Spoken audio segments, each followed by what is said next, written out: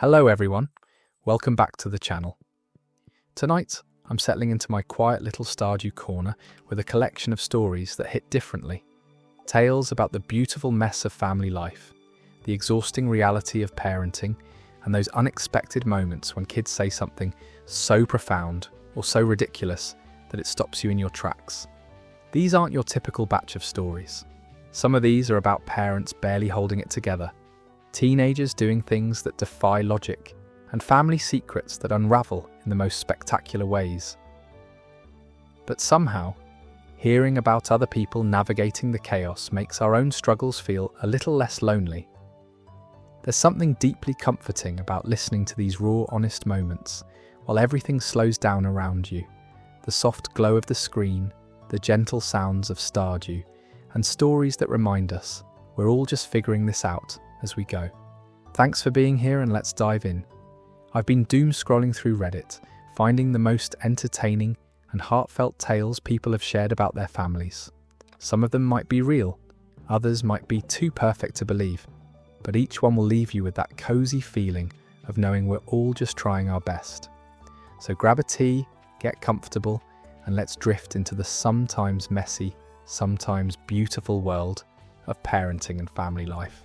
Our first story is about a mother who loves her son deeply, but is brave enough to admit that sometimes love and enjoyment don't always exist in the same space. I'm 34 years old, and my son just turned 4.5. He'll be 5 soon, and I should probably be saying how proud I am, or how quickly time has passed. But the truth is, it feels like every day since he was born has lasted a year. It hurts to even admit this, but I regret having him. Not because he isn't cared for, I feed him, bathe him, tuck him in every night, but because somewhere along the way, motherhood became something I can barely stand to live through. From the moment he wakes up, he's in motion. Words pour out of him like a faucet that can't be shut off. He talks about everything: the colour of his cereal, a dream he had, a sound he heard, the toy he can't find. He never stops. And if he's not talking, he's negotiating. Everything is a debate, every request a battle. What to wear, how much juice he gets, which seat to sit in, it's all a tug of war. And when he loses, he yells, "Fine, I don't like you. I hate this house." The first few times it cut deep. Now I just feel numb when it happens, like I'm watching the same scene play out over and over again. He's always touching things. Dirty dishes in the sink, fridge magnets, junk drawers, things that have no reason to interest him. His toys sit untouched while his hands are in everything else. He can't be still, not even for a minute. Even when he's next to me, his body's restless, squirming, pressing his feet against me, making random noises, shifting constantly. It's like he's allergic to stillness. Every sound, every movement hits me like static in my brain. I try to breathe through it, but it feels like my nerves are being stripped raw, one touch at a time. When I try to correct him calmly, he either screams and runs away or makes a joke out of it. Nothing is serious to him. I know he's just a kid, but the endless noise and chaos feel like a storm I can't escape. He's well behaved in public. At restaurants or stores, he's polite and quiet, the kind of child strangers compliment. But at home, it's different. He unravels completely. His teachers say school is hit or miss. Some days he's great, and other days he's angry, shouting at kids when things don't go his way. When they fight back, he cries like he's the victim. I feel like I was robbed of the kind of motherhood everyone else seems to have. The one where you smile through the mess, take cute family photos, and genuinely enjoy being a mum.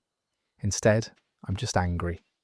I scroll through social media and see mums laughing, their kids in matching pyjamas, and all I can think is, what's wrong with me? Why can't I feel that joy? Why does it feel like this child is taking something from me every single day, even though I love him? Sometimes, when he's finally asleep, I stand by his door and just look at him. He looks so peaceful when he's quiet. His face is soft, his breathing steady. In those moments, I feel this wave of guilt, so strong it knocks the air out of me. I brush his hair off his forehead and whisper things I'd never say out loud. "I'm sorry, I'm trying, I really am. because I am trying. Every day feels like a test I keep failing, and I don't know how to fix it. I think what hurts most isn't him. It's who I've become since he was born. I used to be calm, creative, patient. Now I'm snappy, anxious, always counting the hours until bedtime. I flinch at the sound of his laughter because I know it'll turn into shouting in a matter of minutes. I hate that I've started to dread time with him. I hate the way I sound when I yell. I hate the kind of mother I've become. People say motherhood changes you, but they don't tell you that it can hollow you out. That you can love your child and still feel trapped by that love. That sometimes love doesn't feel warm, it feels heavy, like a responsibility that never ends. Everyone talks about unconditional love, but no one talks about the quiet resentment that can grow when you're exhausted and overstimulated and grieving the person you used to be. I don't think I hate him.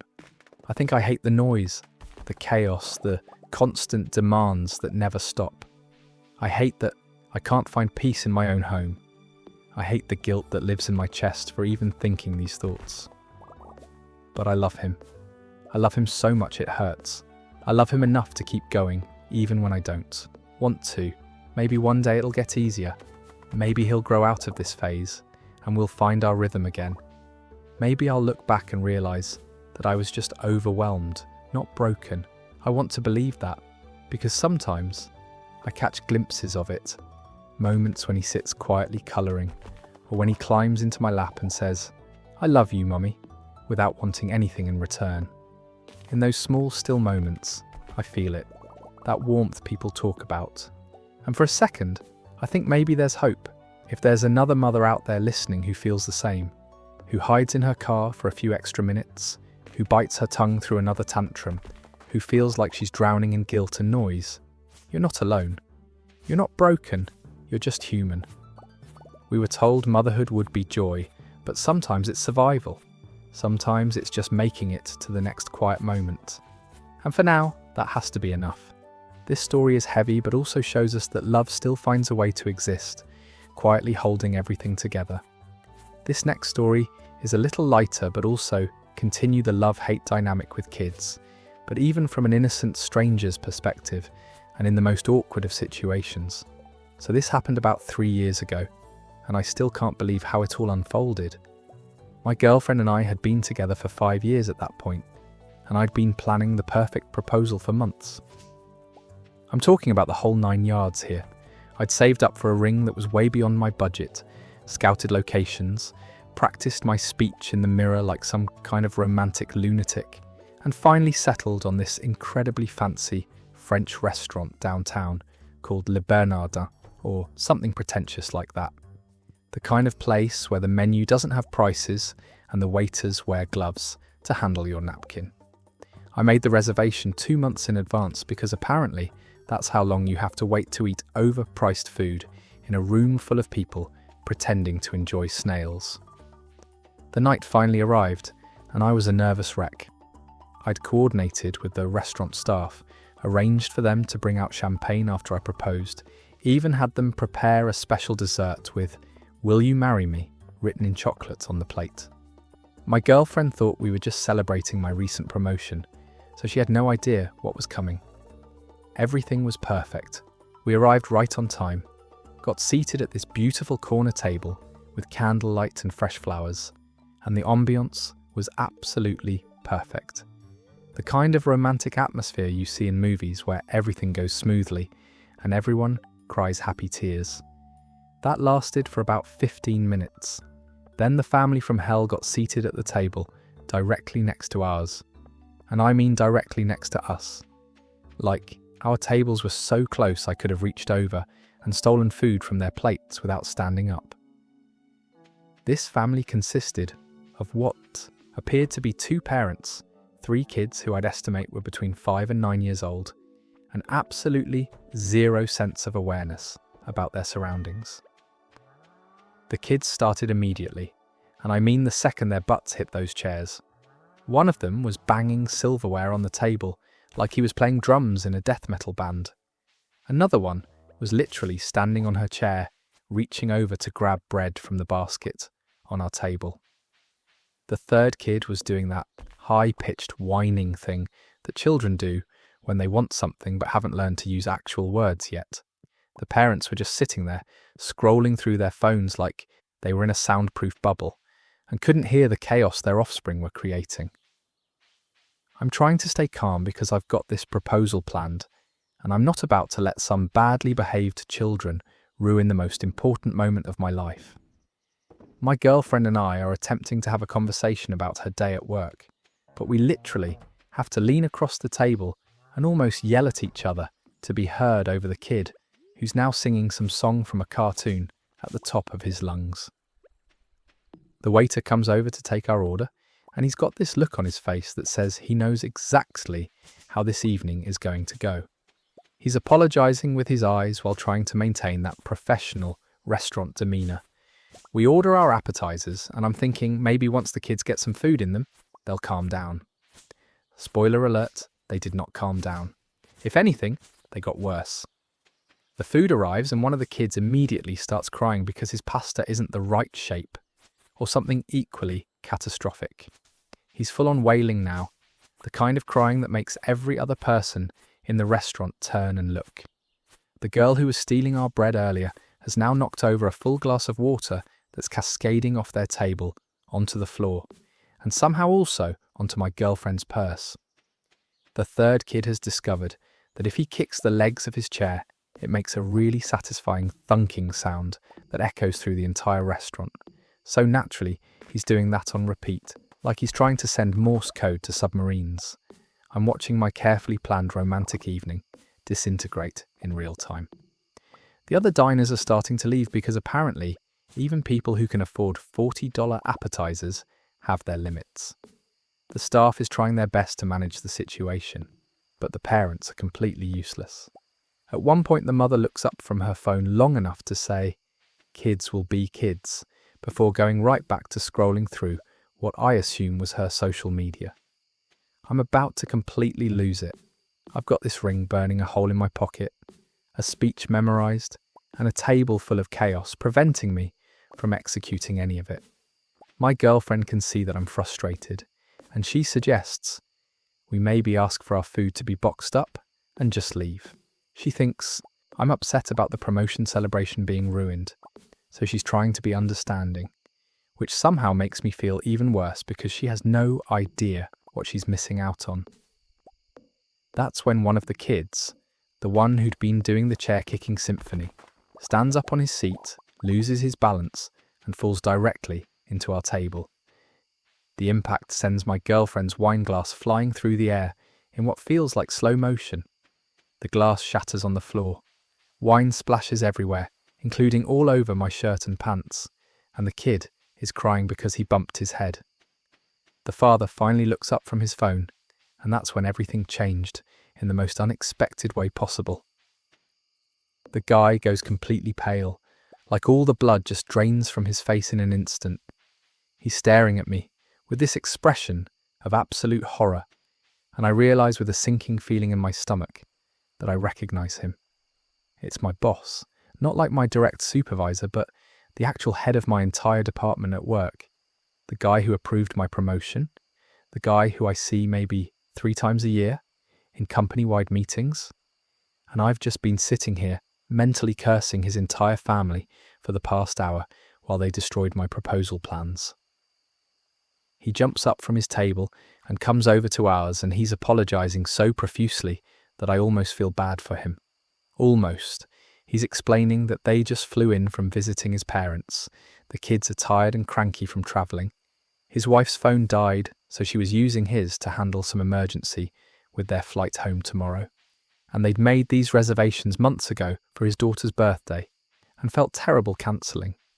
He keeps apologising over and over, looking at the wine stains spreading across my shirt, the shattered glass on the floor, and my girlfriend, who's trying very hard to be polite while probably plotting how quickly we can escape. Then I see something shift in his expression. He's looking at me more carefully now, and I watch as recognition hits him too. He knows who I am. More importantly, he knows about the promotion he just approved for me, and I can practically see the gears turning in his head as he realises that he's just ruined what was probably supposed to be a celebration dinner for one of his employees. What happens next is something I never could have predicted. My boss, this guy who I've maybe spoken to for a cumulative total of 30 minutes in the 3 years I've worked at the company, pulls me aside and asks point blank if I was planning to propose tonight. I must have had the most obvious expression on my face because he doesn't even wait for me to answer. He just nods like he's solved a mystery and pulls out his phone. 5 minutes later, the restaurant manager is at our table. My boss has apparently just paid for our entire meal, including the special champagne and dessert I'd arranged. Plus he's paid for his own family's meal, and he's having his family moved to a completely different section of the restaurant. But he doesn't stop there. He arranges for us to be moved to a private dining room that I didn't even know the restaurant had. It's this intimate little space with its own waiter, better lighting, and most importantly, soundproof walls between us and the rest of the restaurant, including his chaos-generating offspring. He apologizes again, shakes my hand, and tells me that he expects to hear good news at work on Monday. Then he actually winks at me before heading back to corral his kids to their new table. My girlfriend is completely confused about what just happened and why my boss was at the restaurant and why we're suddenly being treated like royalty. I'm still processing the emotional whiplash of going from perfect proposal setup to complete disaster to somehow even better proposal setup in the span of 90 minutes. But now I'm in this beautiful private room. The wine stain on my shirt has been treated by staff with some kind of magic solution. There's champagne being chilled, and my girlfriend is looking at me with this expression that's half confused and half amused by the entire bizarre evening. So I figure there's no point in waiting any longer. I get down on one knee right there, pull out the ring, and give the speech I'd been practicing for weeks. And you know what? It was absolutely perfect. Maybe even more perfect than it would have been in the main dining room, because now we had privacy and this ridiculous story that we'd be telling for the rest of our lives. She said yes, obviously.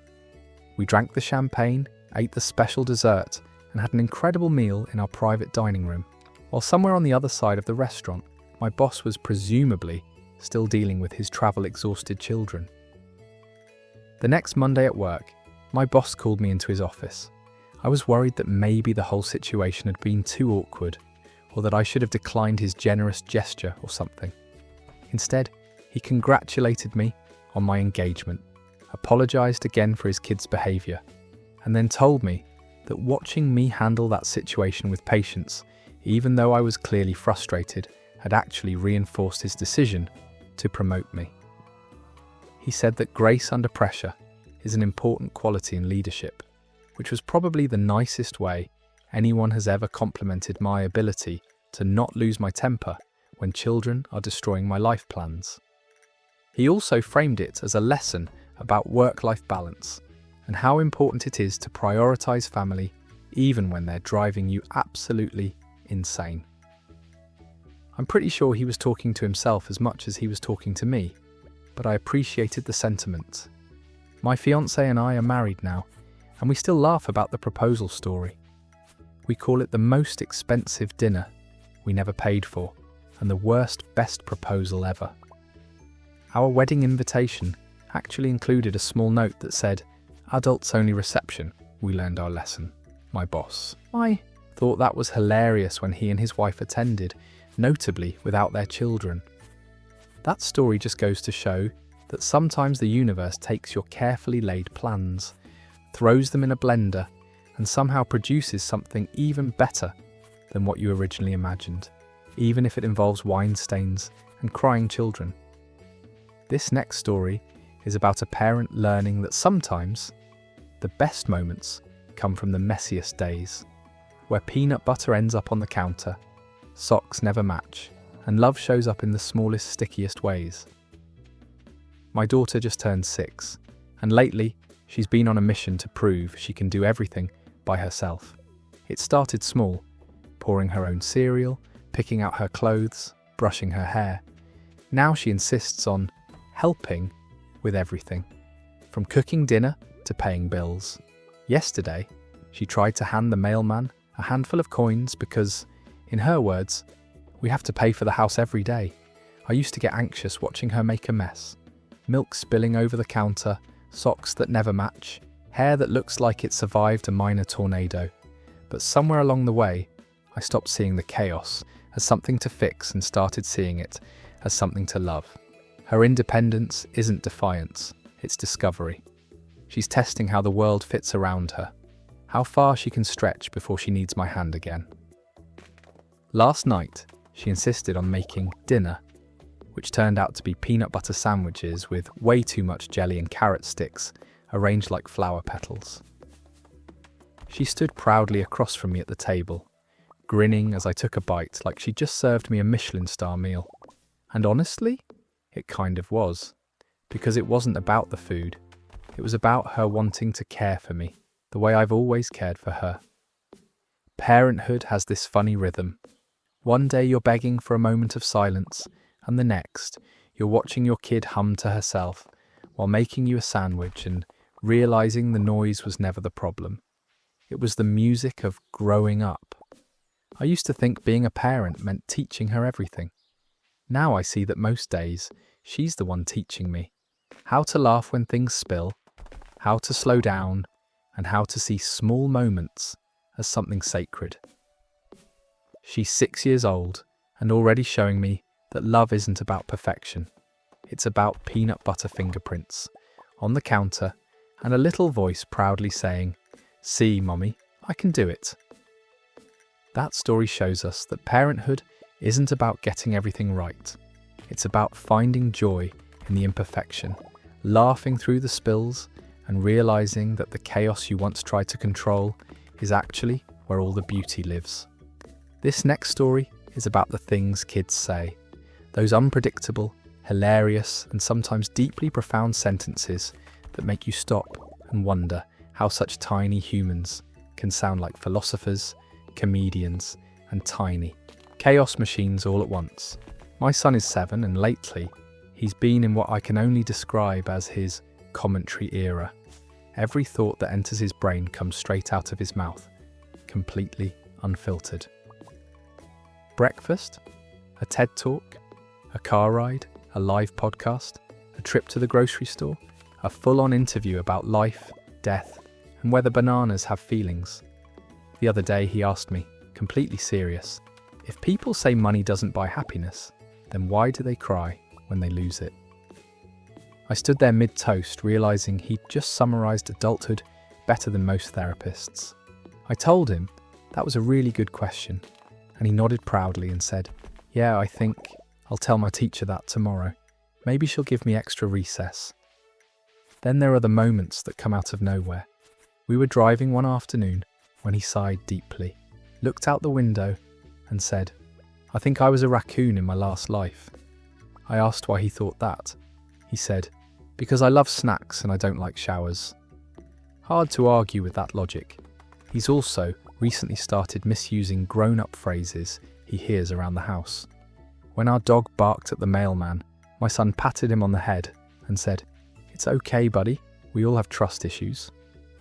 When my husband stubbed his toe, my son shook his head gravely and said, "That's just the universe testing your patience, Dad." One night, while helping him with homework, I explained multiplication. He frowned, clearly unimpressed. "So, you're telling me that 4 times 4 is 16, but 2 times 8 is also 16? I nodded. He looked up at me with the most serious face and said, "Math needs to pick a side." And then there's bedtime, the sacred hour when children turn into philosophers. I'll tuck him in, kiss his forehead, and just when I think I've escaped, I hear, "Mum, what if toys feel pain but just can't scream because they don't have mouths?" How do you respond to that at 9:30 p.m? I told him, maybe that's why we have to be gentle with our toys. He nodded, satisfied, and then added, "Except Legos, they deserve it." His little sister, who's 4, has started to pick up on his logic, but twists it in her own direction. The other day, I caught her licking the window and told her to stop. She looked right at me and said, "I'm just checking if it's clean." I had no follow-up. Later that week, she told me she couldn't eat broccoli because it looks too confident. Whatever that means. I kind of get it. Kids have this way of saying things that are so strange, and yet make perfect sense in their own little universe. Like when she told me, "The moon is shy because it only comes out at night." Or when she said, "Grown-ups say they're tired, but then they don't even nap." Sometimes I think she's mocking me. Other times I think she's onto something big. The funniest moments, though, are the accidental insults. Once, after I'd done my makeup, she looked at me very seriously and said, "You look different today, kind of like you're pretending to be happy." Another day, when I told her I needed to exercise more, she said, "No, Mommy, you're just shaped like love." I didn't know whether to cry or frame it. Dinner time is a performance art. My son narrates every bite like a food critic. The noodles are good, but the sauce lacks confidence." My daughter adds, "Yeah, it tastes like it forgot what it wanted to be." I can't even be mad. They're brutally honest and completely ridiculous, and I wouldn't trade it for silence. One night, while cleaning up, I overheard them having a very serious sibling conversation in the playroom. My son said, "When I grow up, I'm going to be a scientist." She nodded thoughtfully and replied, "I'm going to be a unicorn." He sighed like a weary old man and said, "That's not even a job." Without missing a beat, she said, "Not with that attitude." Sometimes their words hit deeper than they realise. Once, after a rough day, I must have looked exhausted because my son came over, hugged me and whispered, "It's okay if you don't like today. You can try again tomorrow." I swear kids have this sixth sense for when you're hanging by a thread. Their words can cut you or carry you, and half the time, they don't even know which they've done.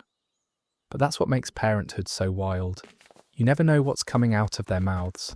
One minute they're confessing they ate dirt to see what it felt like. The next they're explaining that hugs make your heart remember people. They speak in riddles that are half nonsense, half truth. And sometimes, I think they understand life better than we do. Last week, my daughter looked up at me as I was tucking her in and said, "Mommy, when you were little, were you scared to grow up?" I told her yes, sometimes I was. She thought for a second, then said, "It's okay. You're doing a good job now." I had to leave the room before I started crying.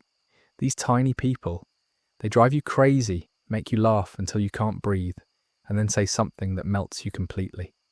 If there's one thing I've learned, it's that kids are mirrors with no filter. They reflect back everything you put out into the world: love, frustration, humour, exhaustion, and then remix it into something honest and strange and beautiful. They'll remind you that life doesn't need to be perfect to be funny, that curiosity is its own kind of wisdom, and that sometimes the best conversations come from the smallest voices. Parenthood isn't just about raising them, it's about being constantly surprised by them. Every day is a new quote, a new question, a new perspective you didn't know you needed. That story shows us that the magic of childhood lives in the words we don't expect. The silly, the sweet, the confusing, and the wise. Kids may not always make sense, but sometimes, in their wild little way, they say exactly what our hearts need to hear. Our next story comes from someone who learned that being the forgotten middle child isn't just a figure of speech. It can actually become a legitimate safety hazard. So this happened when I was 16 years old, and it's honestly a miracle I'm alive to tell this story. My family has always been what you might call chaotic. I'm the middle kid of 5 children, which basically means I perfected the art of being invisible somewhere around age 7. My older siblings were off doing important teenager things, like getting their driver's licenses and applying to colleges, while my younger siblings demanded constant attention because they were still in that age range, where everything is a crisis. I existed somewhere in the middle, floating through family life, like a ghost that occasionally needed dinner. We lived in this old colonial-style house that my parents had bought as a fixer-upper, which is code for, we purchased a building that's actively trying to kill us, but it was cheap. One of the quirks of this house was that it had a massive attic that ran the entire length of the building. My parents had grand plans to convert it into extra bedrooms someday, but for now, It was just storage space filled with Christmas decorations, old furniture, and about 40 years' worth of the previous owner's junk that we never got around to clearing out. The attic access was this pull-down ladder situation in the hallway ceiling, the kind that folds up into itself and disappears when you're not using it. It was old and creaky and honestly probably violated several modern building codes, but it worked well enough that nobody bothered replacing it. Now here's where my story really begins. It was a Friday afternoon in July, summer break, and I was bored out of my mind. My parents were at work, my older sister was at her college orientation, my older brother was at football practice, and my younger siblings were at Sunday camp thing. I had the house to myself, which was a rare occurrence that I was determined to enjoy by doing absolutely nothing productive.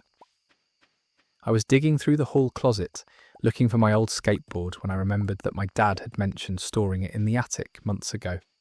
So I pulled down the attic ladder, climbed up into the sweltering heat, and started searching through boxes and bins looking for my skateboard. The attic was like an oven. We're talking easily over 100 degrees up there, with barely any ventilation and insulation that probably contained enough asbestos to give an entire neighbourhood cancer. I was sweating through my shirt within minutes, but I was determined to find that skateboard. I was moving boxes around, getting deeper into the attic storage, when I heard a sound that made my heart stop. It was the distinct creaking sound of the attic. Yule's ladder folding up. I spun around and ran toward the access point as fast as I could while crouching under the low ceiling beams. But I was too late. The ladder had completely retracted and the access door had closed flush with the ceiling below. I stared down at that closed door and felt the first real wave of panic wash over me. The attic ladder was old, and the mechanism that held it open was loose. My dad had been meaning to fix it for months. It must have finally given up while I was back in the far corner of the attic. I tried pushing on the door from above, but these pull-down ladders are designed to be opened from below, not pushed open from above. The door was solid wood and fit snugly into its frame. I pushed and pounded and tried to find some angle that would let me pry it open, but nothing worked. Okay, I thought to myself, trying not to panic. Someone will be home soon and they'll hear me yelling. My younger siblings were supposed to be back from day camp around 4 o'clock. It was only 1:30. I could wait 2.5 hours in a hot attic. Uncomfortable, but manageable. So I positioned myself near the access door and waited, and waited, and waited some more. 4 o'clock came and went. No sounds of my siblings coming home. I started yelling and pounding on the floor, but our house was old with thick floors and apparently excellent sound insulation between levels. I could hear vague sounds from downstairs, which meant someone was definitely home, but they clearly couldn't hear me. I yelled until my throat was raw. I pounded on the floor until my fists hurt. I found an old metal pipe in a corner and used it to bang on the attic floor, creating a sound that I was certain would alert someone to my presence. Nothing. Absolutely nothing. I watched the light coming through the small attic window gradually fade as evening approached. I heard more sounds from below. Voices, footsteps, the distant sound of the television. Normal family evening activities happening, while I was trapped 20 feet above them, in an attic that was still holding on to the day's heat. By nightfall, I was getting seriously worried. I'd been in the attic for about 7 hours at this point. I was dehydrated, hungry, and starting to feel the effects of heat exhaustion. The temperature had dropped slightly as the sun went down, but it was still oppressively hot up there. I tried to ration my energy, alternating between periods of yelling and pounding, and periods of sitting quietly near the access door, hoping to hear something useful from below. I could hear my family having dinner. I could hear my mum calling someone to set the table. I could hear my siblings arguing about something trivial. Normal family chaos, except nobody had noticed that one whole entire child was missing from the equation. That's when it really hit me, how invisible I'd become in my own family. I'd been gone for 7 hours and nobody had even wondered where I was. Nobody had looked for me at dinner time. Nobody had knocked on my bedroom door to tell me food was ready. I simply didn't register as missing. The first night was brutal. The attic cooled down to an almost tolerable temperature, but I couldn't sleep because I kept thinking that someone would surely notice I was gone and come looking for me. I dozed off a few times out of pure exhaustion, only to wake up disoriented and panicking about where I was. I explored every inch of that attic looking for another way out. There was one small window, the kind that's meant for ventilation, not human passage. It was maybe 12 inches square and painted shut. I tried breaking it with a piece of old wood, but the glass was thick and I was weak from dehydration.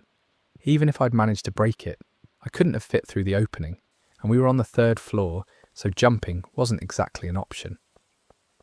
Saturday morning arrived, and I heard my family waking up, going through their normal weekend routines. I resumed my yelling and pounding with renewed energy, certain that someone would hear me now that it was daytime, and people were moving around the house. Nothing. I could hear my mum asking someone to do their chores. I could hear my younger brother complaining about something. I could hear Saturday morning cartoons playing on the TV. Normal weekend sounds. Zero acknowledgement that a family member was missing. By Saturday afternoon, I was in bad shape. I'd been in the attic for almost 24 hours without water or food. The heat was back with a vengeance, and I was pretty sure I was experiencing moderate heat stroke. I was dizzy, nauseous, and my thoughts were getting fuzzy around the edges. I kept drifting in and out of consciousness, which was probably my body's way of conserving energy, but also terrifying because what if I passed out and couldn't wake up to call for help when someone finally came looking? Saturday night was worse than Friday night.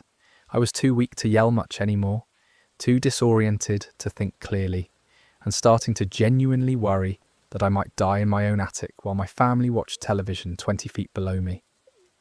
I remember thinking about how embarrassing my obituary would be. Local teen dies in attic. Family notices 3 days later when smell becomes noticeable. Sunday morning I was barely conscious.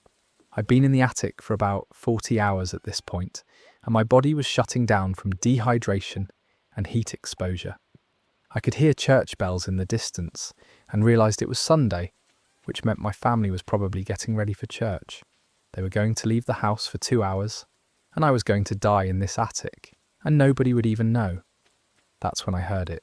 My older sister's voice, much closer than any voices had been before.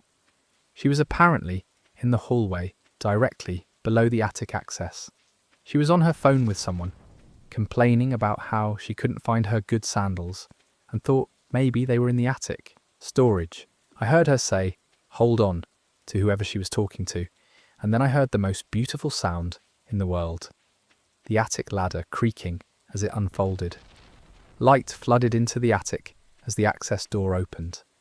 I tried to call out, but my voice was barely a whisper.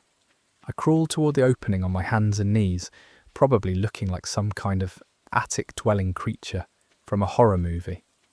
My sister's head appeared in the opening, and she screamed. Like full-volume, horror movie, someone is going to die kind of scream.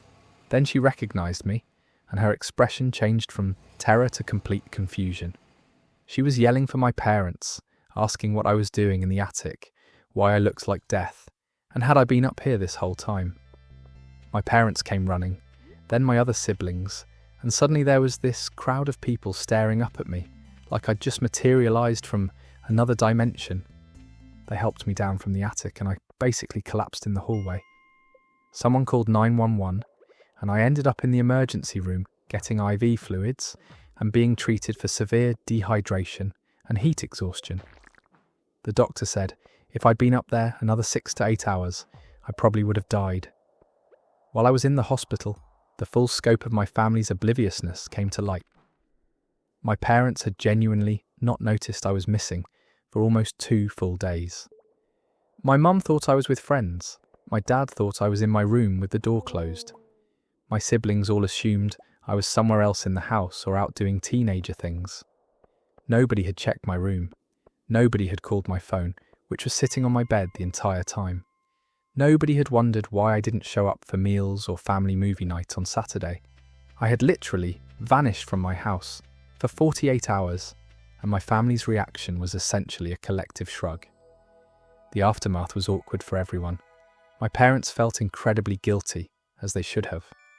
My siblings felt bad that they hadn't noticed, though honestly, I'd trained them for years to not notice my presence, so I couldn't really blame them.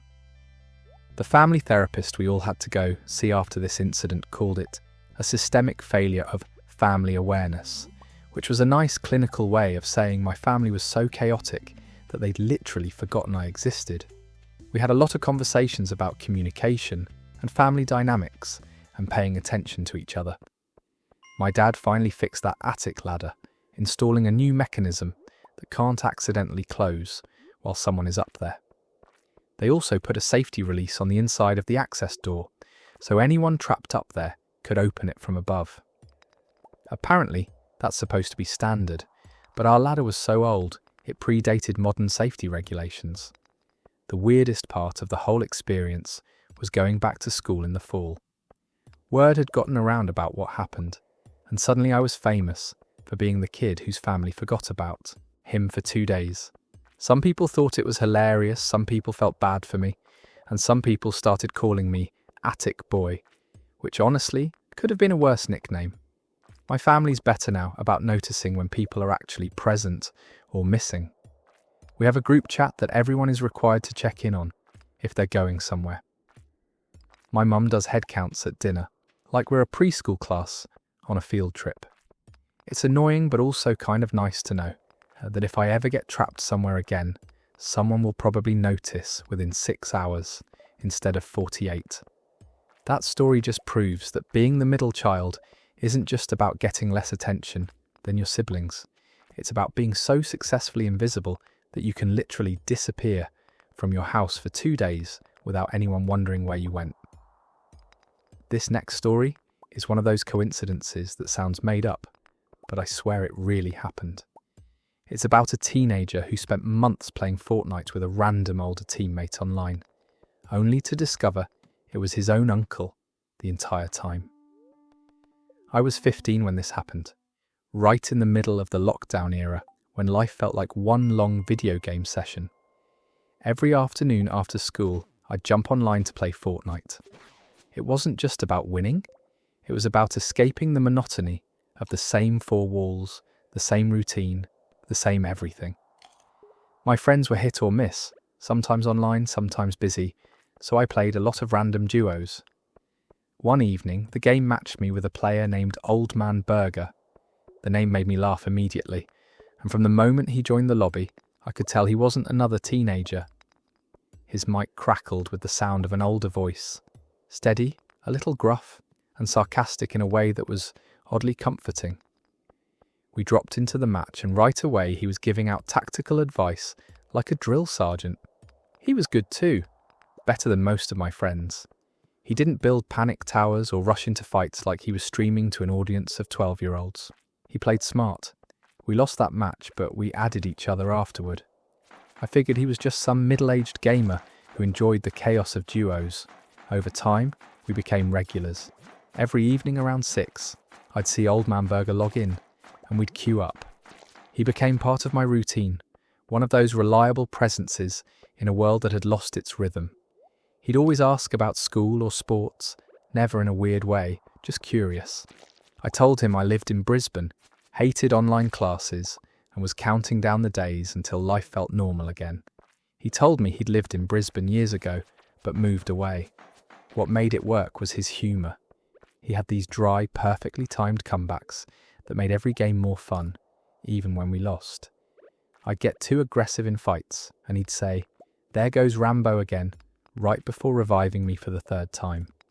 We started joking that we were the generational dream team. Me with fast reflexes, him with patience and strategy. It's strange how comfortable you can get with someone you've never met. He'd talk about back in my day stuff like renting video games from stores or how his first console was a Super Nintendo. I thought of him as this cool internet uncle figure, someone who'd lived enough life to give advice, but chill enough not to judge. A few months in, I mentioned I had a family barbecue coming up. I wasn't thrilled about it. I said I'd have to see my uncle, the one who always played guitar at family gatherings and told dad jokes no one laughed at. "He's all right, I guess," I told Berger. "Just kind of embarrassing."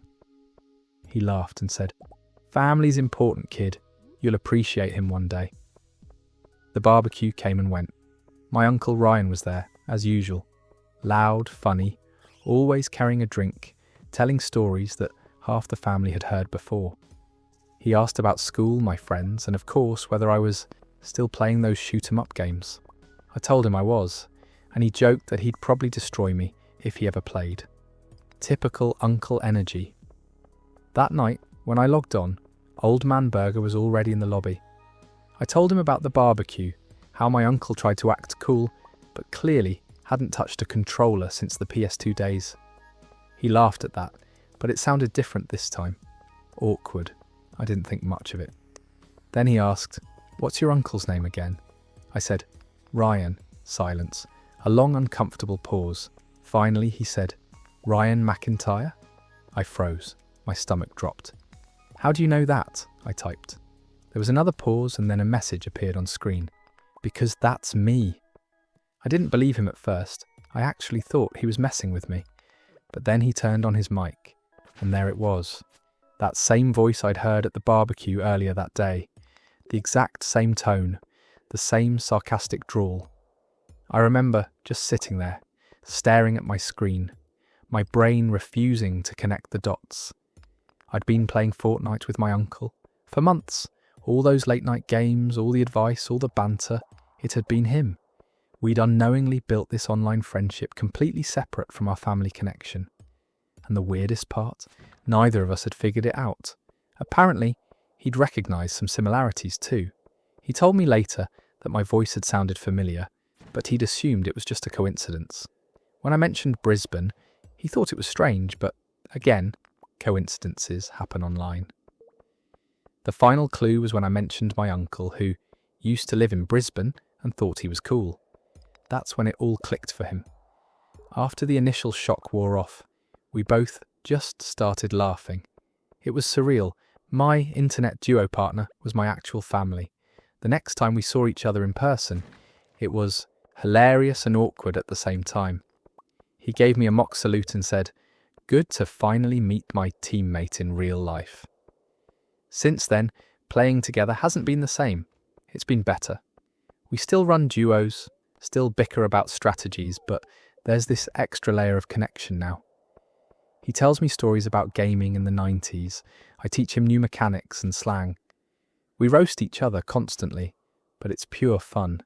It made me realise how strange and small the internet can be. Behind every random username, there's a real person, sometimes one much closer than you'd ever expect. I used to think family connections were something that happened at barbecues and holidays, but this experience changed that. It turns out sometimes the strongest bonds don't form over dinner tables. They form over headsets in digital battlefields when two people from different generations find common ground shooting pixelated enemies side by side. That story shows us that family can sneak up on you in the most unexpected ways. And sometimes the best connections aren't planned. They're discovered, one victory royale at a time. This next story is about one of those days that was supposed to be peaceful. The kind of lazy afternoon at the beach where you just sit back, let the sun do its thing, and forget about the rest of the world. But of course, life has other plans, especially when there's an overly confident parent and their completely feral child involved. I'd been looking forward to this weekend for weeks. Work had been a mess, my brain felt like an overheated laptop, and I just needed to stare at the ocean for a few hours and pretend emails didn't exist. I packed my towel, sunscreen, a book I wasn't actually going to read, and drove to a quiet stretch of beach just outside the city. It was perfect. Not too crowded, not too windy, just enough background chatter to feel alive without being annoyed. I set up my little zone of serenity. Towel spread neatly, cooler within reach, earbuds ready. I even found the perfect playlist, low-key acoustic covers that made me feel like maybe I had my life together. For about 15 glorious minutes, I was completely at peace. Then they arrived, A man in his late 30s wearing a sun hat that screamed overconfidence, and a kid who looked about 6 but moved like he'd just consumed 4 cans of energy drink and a lightning bolt. The kid immediately began announcing his arrival to the beach like a town crier on caffeine. "Dad, I see water, I see a dog, I see a crab." He wasn't wrong, but he was very, very loud. I tried to tune them out, but they decided to set up camp right next to me. I don't mean near me.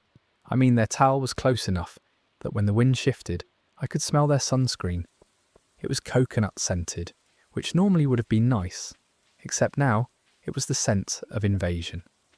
The dad seemed oblivious. He was one of those parents who thought free-range parenting meant let the kid do literally anything while you stare at your phone. Within minutes, the child, let's call him Ethan, because of course his name was Ethan, was running laps around everyone's towels like he was in training for a triathlon. I told myself it was fine. Kids have energy. Beaches are public. I could handle this. But then Ethan spotted my sandcastle. I hadn't made a proper one, just a small mound I'd been sculpting absent-mindedly while listening to music. It wasn't impressive, but it was mine. "Whoa," he yelled, crouching next to it. "Did you make this?" "Yeah," I said, taking out one earbud. "It's pretty good," he said. Then, without hesitation, he stepped directly on it. I stared at him. He stared back, looking proud of himself. "It's better now," he said matter-of-factly, before sprinting off to chase a seagull. I looked over at his dad, expecting an apology. Nothing. He was too busy scrolling on his phone, probably posting about how quality time at the beach was so good for his mental health. I sighed and went back to my playlist, trying to rebuild both the sandcastle and my will to live. Then came phase 2, the splash campaign. Ethan discovered the ocean and began a series of operations apparently designed to ensure that every human within a 10-metre radius got wet whether they wanted to or not. He ran full speed into the water, then sprinted back up the sand, dripping and yelling, shaking his arms like a sprinkler. By the 3rd lap, he'd successfully soaked the corner of my towel and half of my cooler. Again, I looked at the dad, still on his phone, occasionally laughing, maybe at a meme, maybe at my misery. It was then that Ethan discovered my cooler. "What's in here?" he asked, already opening it before I could answer. "Hey buddy," I said, keeping my voice calm. "That's not yours?" He looked me dead in the eye, holding one of my cans of sparkling water like he'd just found treasure. "Can I have it?" "No," I said firmly. He frowned, then shook it, like violently shook it. "It sounds funny." I reached out to stop him, but it was too late. He popped it open, and a geyser of mango-flavoured sparkling water sprayed across both of us. Now I was sticky, wet, and vibrating with suppressed rage. The dad finally looked up, completely unbothered. "Oh man," he said, chuckling. "He's just curious." I blinked. "He just exploded my drink on me." The dad shrugged. "He's a kid. They do stuff." Apparently, stuff included kicking sand onto my towel 5 minutes later, digging a hole next to my bag, and then deciding that said hole was the perfect place to bury a dead jellyfish he found. I wish I were kidding. At one point, Ethan announced he wanted to show everyone his super jump. He climbed onto the cooler, declared himself the king of the beach, and immediately fell off into the sand. He wasn't hurt, thankfully, but I couldn't help feeling a little karmic justice in that moment. Meanwhile, his dad had transitioned from phone scrolling to what I assume was a meditation app, because he closed his eyes and started taking deep, exaggerated breaths. The irony was almost artistic. By hour 2, I had given up all hope of peace. My towel was a disaster zone. My drink supply was ruined. I'd been force-fed a soundtrack of screams, splashes, and unsolicited sand. Then, just as I was about to pack up and leave, Ethan plopped down next to me and said, "You're not very fun." I turned to look at him, half amused, half defeated. "I came here to relax," he tilted his head. "You can relax later. The ocean's here now."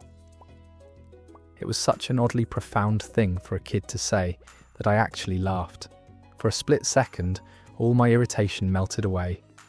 There he was, a chaotic little storm of energy and curiosity, probably driving every adult crazy, but also completely alive in a way most of us forget how to be. He ran back to the water, and I sat there, smiling despite myself. When his dad finally got up and called for him to leave, Ethan turned and yelled, "Bye, beach lady," before tripping over his towel and face-planting in the sand. As they walked off, the dad waved and said, "Sorry if he was a handful." I could have said a lot of things, a lot, but I just nodded and said, "It's fine." And somehow it was. The beach was quiet again. I looked around at the footprints, the broken sandcastle, and the faint outline of where his jellyfish burial site had been. The chaos had passed, leaving only the sound of waves and a few seagulls arguing in the distance. I stretched out on my towel, let out a long breath, and realised something. That kid had completely destroyed my afternoon, but he'd also given me a story I'd be laughing about for years. That story shows us that peace and chaos often share the same space. And sometimes, even when life, or a stranger's kid, ruins your perfect day, it ends up being exactly the kind of memory you didn't know you needed. Our next story comes from someone who learned that elaborate deceptions have a way of falling apart at the worst possible moment, especially when you're running on 72 hours without sleep. So this happened about 3 years ago, when my twin sister Emma and I were 23 years old and completely desperate to make it as streamers. We'd both been working dead-end retail jobs since graduating college, and we were watching people younger than us making six figures playing video games on Twitch while we folded t-shirts for minimum wage. We decided we were going to do whatever it took to break into streaming, and we came up with what we thought was an absolutely genius plan that would guarantee us instant fame. The idea was simple in theory, but insane in execution.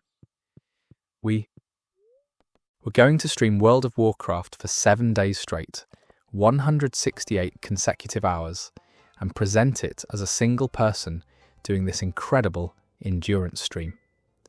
The twist was that Emma and I are identical twins, so we'd take shifts sleeping while the other one streamed, and our viewers would never know it wasn't the same person the entire time.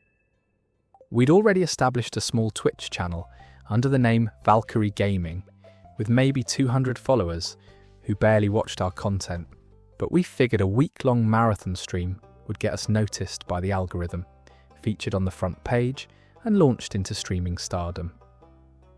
We spent 2 months planning this thing like we were preparing for a military operation. We set up our streaming room in Emma's apartment, which had better internet than mine. We positioned the camera at an angle that showed our screens and keyboards, but kept our faces slightly shadowed, so any minor differences between us wouldn't be super obvious under scrutiny. We bought identical gaming chairs, identical headsets, identical oversized hoodies that would hide our body shapes. We practiced matching each other's speech patterns and gameplay styles. We even synchronized our hand movements and typing speeds so there wouldn't be any noticeable differences when we switched off. The logistics were complicated. We created a schedule where each of us would stream for 6 hours while the other slept in the bedroom. Then we'd switch. We'd do the handoff during bathroom breaks or quick AFK moments when we could plausibly step away from the camera.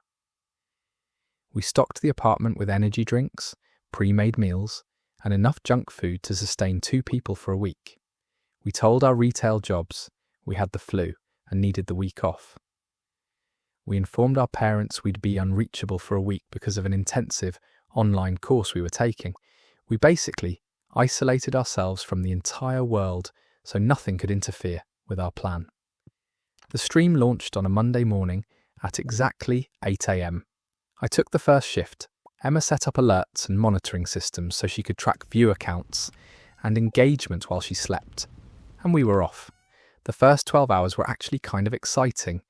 We were getting a decent amount of viewers, probably around 50 to 80 people watching at any given time, which was way more than our usual 3 or 4. People were impressed that someone was attempting a week-long stream, and we were getting donations and subscriptions from viewers who wanted to support the endurance challenge.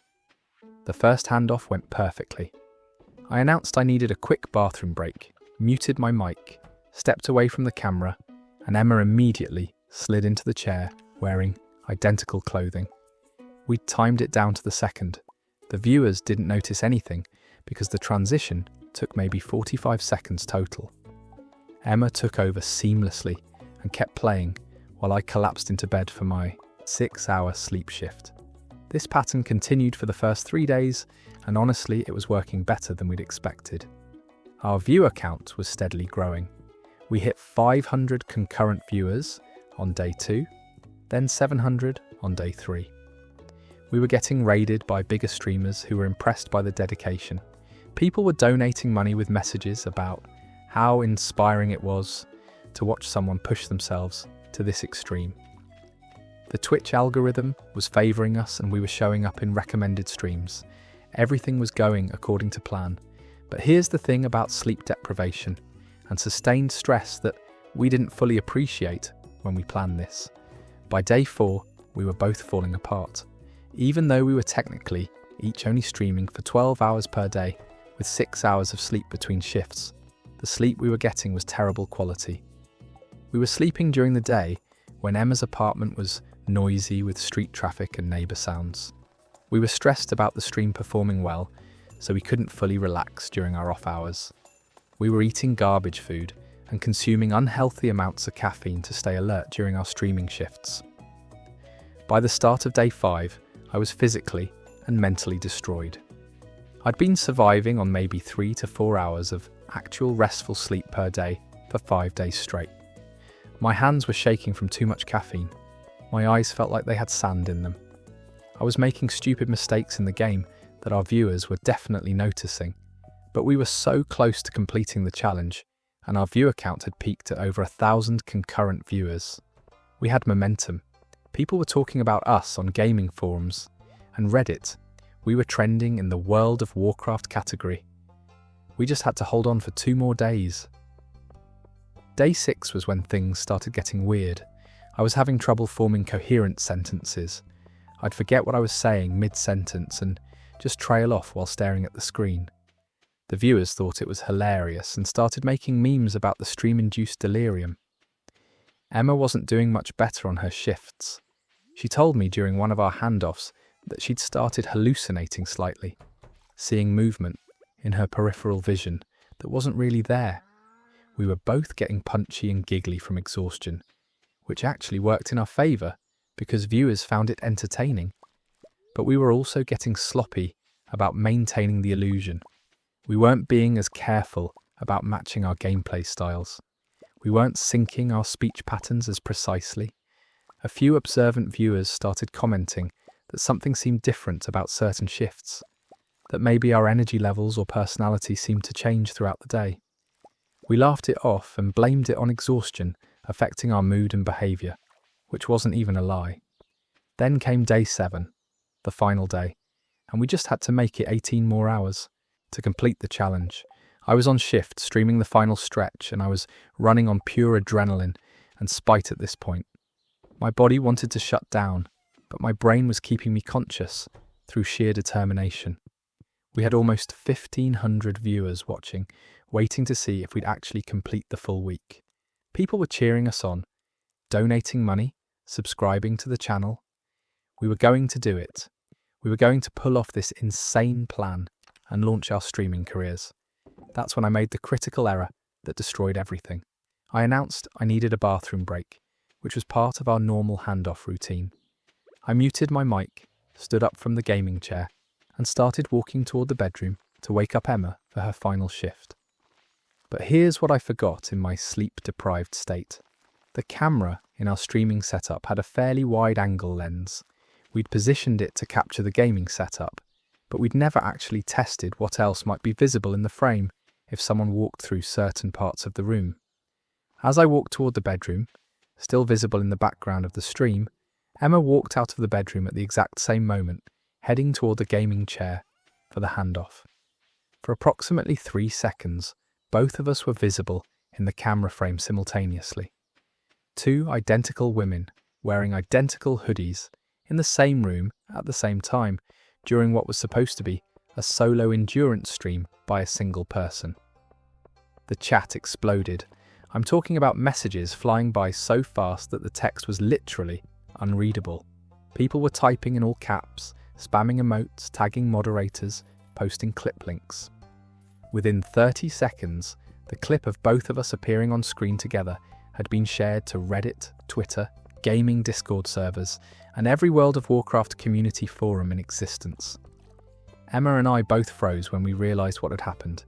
We just stood there staring at each other, then at the camera, then back at each other, while 1,500 people watched us have this silent moment of absolute horror.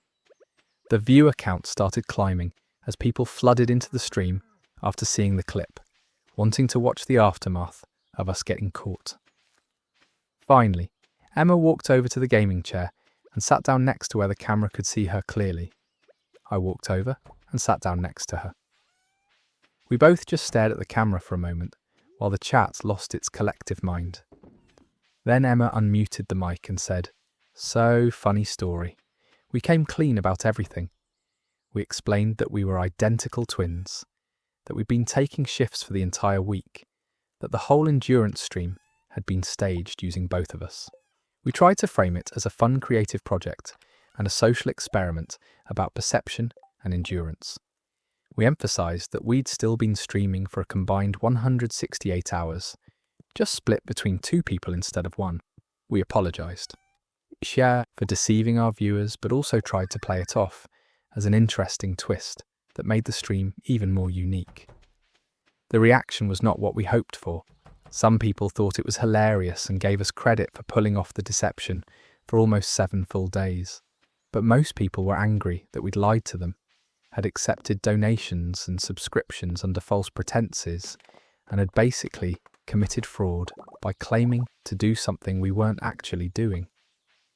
People started demanding refunds for their donations and subscriptions. They reported our channel for violating Twitch's terms of service regarding deceptive practices. They posted the clips everywhere, with titles like "Scammer Streamers Exposed" and "Fake Endurance Stream Busted." Within 6 hours, Twitch had suspended our channel, pending an investigation into whether we'd violated community guidelines. Within 24 hours, every gaming news website had written articles about the twin streamers who faked a week-long marathon and got caught. We became a cautionary tale and a meme, but not in the way we'd hoped. The aftermath was brutal. Twitch ultimately decided to permanently ban our channel because we'd accepted monetary donations while knowingly deceiving viewers about the nature of our content, which violated their policies about honest representation of streams. We had to refund hundreds of dollars in donations and subscriptions. Our reputation in the gaming community was completely destroyed before we'd even really established one. Any future streaming attempts would be permanently associated with being the twins who tried to scam their way to success. The worst part was that our plan had actually been working up until the moment we got caught. We'd gained thousands of followers, had excellent viewer engagement, and were trending in our category. If we'd just been honest from the beginning and marketed it as Twin Sisters Tag Team, a week-long WoW stream, we probably would have gotten the same level of attention without any of the backlash. The novelty of twins coordinating an endurance stream would have been interesting enough on its own without the deception. Emma and I barely spoke for about 2 months after this happened. We were both so exhausted and disappointed and embarrassed that we couldn't even look at each other without being reminded of our spectacular failure. Eventually, we got over it and can laugh about it now, but at the time, it felt like we destroyed our friendship, along with our streaming dreams. We both still work retail jobs. Neither of us has attempted streaming again, though sometimes we joke about starting a channel specifically about our failed streaming attempt and all the mistakes we made. We figure there might be an audience for what not to do when trying to become a content creator. But honestly, we're both too traumatized to try again. The streaming setup is still in Emma's apartment, collecting dust, a monument to our ambition and poor decision-making. That story just shows that shortcuts and deception might seem like a clever path to success, but the moment your carefully constructed illusion falls apart, you're usually worse off than if you'd just been honest from the beginning. Our next story comes from someone who discovered their child's teacher had been systematically favouring certain students based on parent donations, and the revenge involved turning the school's own policies into a weapon against corruption. My daughter Emma started 3rd grade last September, and within the first month, I noticed she was coming home frustrated and upset about school in ways she'd never experienced before. Emma had always loved learning and had done well in previous grades, but suddenly she was talking about how the teacher never called on her, how she didn't get picked for special classroom jobs, and how some kids seemed to get all the attention and praise while others were basically ignored. At first, I assumed this was typical kid drama, or maybe just adjustment issues with a new teacher. Emma's teacher, Mrs. Patterson, had stellar reviews from other parents and had been teaching at the school for over 15 years. During back-to-school night, she seemed warm and enthusiastic, talking about her commitment to helping every child reach their full potential. I had no reason to suspect anything was wrong beyond normal classroom dynamics. But Emma's complaints continued and became more specific. She noticed that certain kids always got to be line leader, always got chosen for special projects, always had their work displayed on the bulletin board. These same kids got extra help during lessons, while others had to figure things out on their own. Their parents were always invited to special classroom events, while other parents only heard about them after the fact. I started paying closer attention and noticed that the favoured students all had something in common. Their parents were heavily involved in the Parent-Teacher Association and were frequent donors to classroom fundraisers and school events. One kid's mum was the PTA president. Another kid's dad had donated money to renovate the school library. A third kid's parents had funded the new computer lab. I began documenting everything Emma told me about classroom favouritism. I also started comparing notes with other parents who had kids in Mrs. Patterson's class, being careful to approach only those whose children seemed to be on the outside of the favoured group. What I discovered was a systematic pattern of preferential treatment that directly correlated with parent financial contributions and PTA involvement.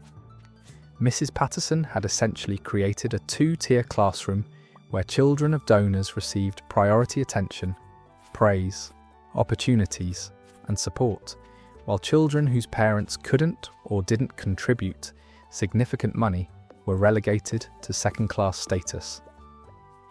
She wasn't doing this subtly either. The favouritism was obvious enough that 8-year-old children could clearly identify which classmates were in the special group.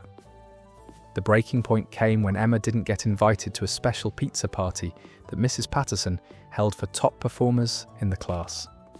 According to Emma, she'd scored just as well on recent tests and assignments as the kids who were invited, but somehow she hadn't made the cut. When I looked at the list of invited students, every single one had parents who were major PTA donors. I requested a meeting with Mrs. Patterson to discuss Emma's experience in the classroom. During that meeting, Mrs. Patterson was polite but dismissive. She explained that classroom management required making choices about how to allocate limited time and resources. She suggested that parents who were more involved in supporting the school naturally had children who were more prepared and motivated, which was why those students received more recognition and opportunities. When I pointed out that Emma's test scores and assignment grades were comparable to the students receiving special treatment, Mrs. Patterson became defensive. She implied that grades weren't everything, and that there were intangible factors like enthusiasm and participation that influenced how she structured classroom experiences. She suggested that if I wanted Emma to have more opportunities, perhaps I should consider becoming more active in the PTA. That last comment made everything crystal clear. Mrs. Patterson was essentially running a pay-to-play classroom where student treatment was directly tied to parent financial contributions. This wasn't about student performance or behaviour, it was about extracting money from parents by creating a system where their children's educational experience depended on their donations. I decided to fight back using the school's own policies and procedures. I started by filing a formal complaint with the principal, documenting specific instances of favouritism with dates, examples, and testimony from multiple parents. I cited the school district's policy on equitable treatment of students and pointed out that Mrs. Patterson's practices violated both the letter and spirit of those policies. The principal initially tried to smooth things over, suggesting that Mrs. Patterson's teaching style might not be right for every student, but that she was a valued educator with a long track record. He implied that perhaps Emma was simply sensitive to classroom dynamics, and that I might be overreacting to normal variations in student experiences. I came prepared for that response. I'd collected documentation from 7 other families in Mrs. Patterson's current class, and 3 families whose older children had been in her class in previous years. I presented a comprehensive analysis showing the correlation between parent donations and student treatment across multiple years. I'd even created a spreadsheet tracking PTA contribution levels alongside instances of special recognition, leadership opportunities, and extra support provided to students. The data was undeniable. Students whose parents donated over $500 per year to the PTA received an average of 12 special opportunities or recognition events throughout the school year. Students whose parents donated less than $100 or nothing at all received an average of 2 such opportunities. The pattern held across multiple academic years and couldn't be explained by student performance, behaviour, or any legitimate educational criteria. I also pointed out that this system created an illegal form of discrimination. Families who couldn't afford significant donations were seeing their children receive inferior educational experiences, not because of anything the students had done, but because of their parents' financial situations. This violated district policies on equal access to educational opportunities and potentially created legal liability for the school. The principal's attitude changed dramatically once he realised I had documented evidence of systematic discrimination. He launched a formal investigation into Mrs. Patterson's classroom practices, interviewing students, parents, and reviewing her grading and recognition records. The investigation confirmed everything I'd documented and revealed additional troubling patterns. Mrs. Patterson had been adjusting participation grades based on parent involvement rather than actual student participation. She'd been recommending students for gifted programs and advanced opportunities primarily based on their parents' PTA status. She'd even been providing different levels of feedback and support on assignments, depending on whether students came from donor families. The investigation also revealed that Mrs. Patterson had been coordinating with the PTA president to identify which families were major contributors and using that information to guide her classroom decisions. This partnership between a teacher and the PTA to preferentially treat children of donors was a serious ethical violation that went beyond just bad teaching practices. Mrs. Patterson was removed from classroom teaching and reassigned to administrative duties pending further review. The school district implemented new policies requiring teachers to document the criteria used for student recognition and opportunities to prevent favouritism based on non-academic factors. The PTA was restructured with new leadership and guidelines separating fundraising activities from any potential influence on classroom treatment. Emma was transferred to a different third-grade classroom with a teacher who treated all students equitably. Within weeks, Emma's love of school returned. She started coming home excited about what she'd learned and proud of recognition she'd received based on her actual work and participation, rather than my checkbook. The most satisfying outcome was hearing from other parents whose children had also been transferred or who had younger kids entering the school. They were relieved that the favoritism system had been exposed and eliminated. Several parents mentioned that they'd suspected something was wrong, but hadn't known how to address it, or had been afraid of making things worse for their children. Mrs. Patterson retired at the end of that school year, rather than face additional scrutiny and potential disciplinary action. The culture at the school shifted noticeably, as teachers became more aware that favoritism based on parent contributions wouldn't be tolerated. The PTA fundraising actually became more successful once the perceived connection between donations and student treatment was eliminated, as parents felt comfortable contributing without worrying about whether their donation level would affect their child's classroom experience. That story demonstrates that educational institutions are supposed to provide equal opportunities to all students regardless of their parents' financial situations. And when teachers violate that fundamental principle, the only appropriate response is systematic documentation and formal accountability through proper channels. Random Reddit story script. Our next story comes from a parent who discovered their 6-year-old son had been secretly ordering packages from Amazon to help his mum feel better, but the situation took an unexpectedly sweet turn. My son Oliver is 6 years old and has recently become obsessed with helping around the house. He's at that age where he wants to be involved in everything his dad and I do, from cooking dinner to folding laundry to fixing things that aren't actually broken. It's adorable, but also occasionally exhausting when you're trying to get through basic tasks with enthusiastic first grader narrating every step and offering creative suggestions. About 2 months ago, Oliver became fixated on the idea that I needed to feel more beautiful. I'd been going through a rough patch at work, dealing with a difficult project and some challenging office politics that had left me stressed and exhausted. I wasn't sleeping well, had stopped doing my usual self-care routines, and was basically just surviving rather than thriving.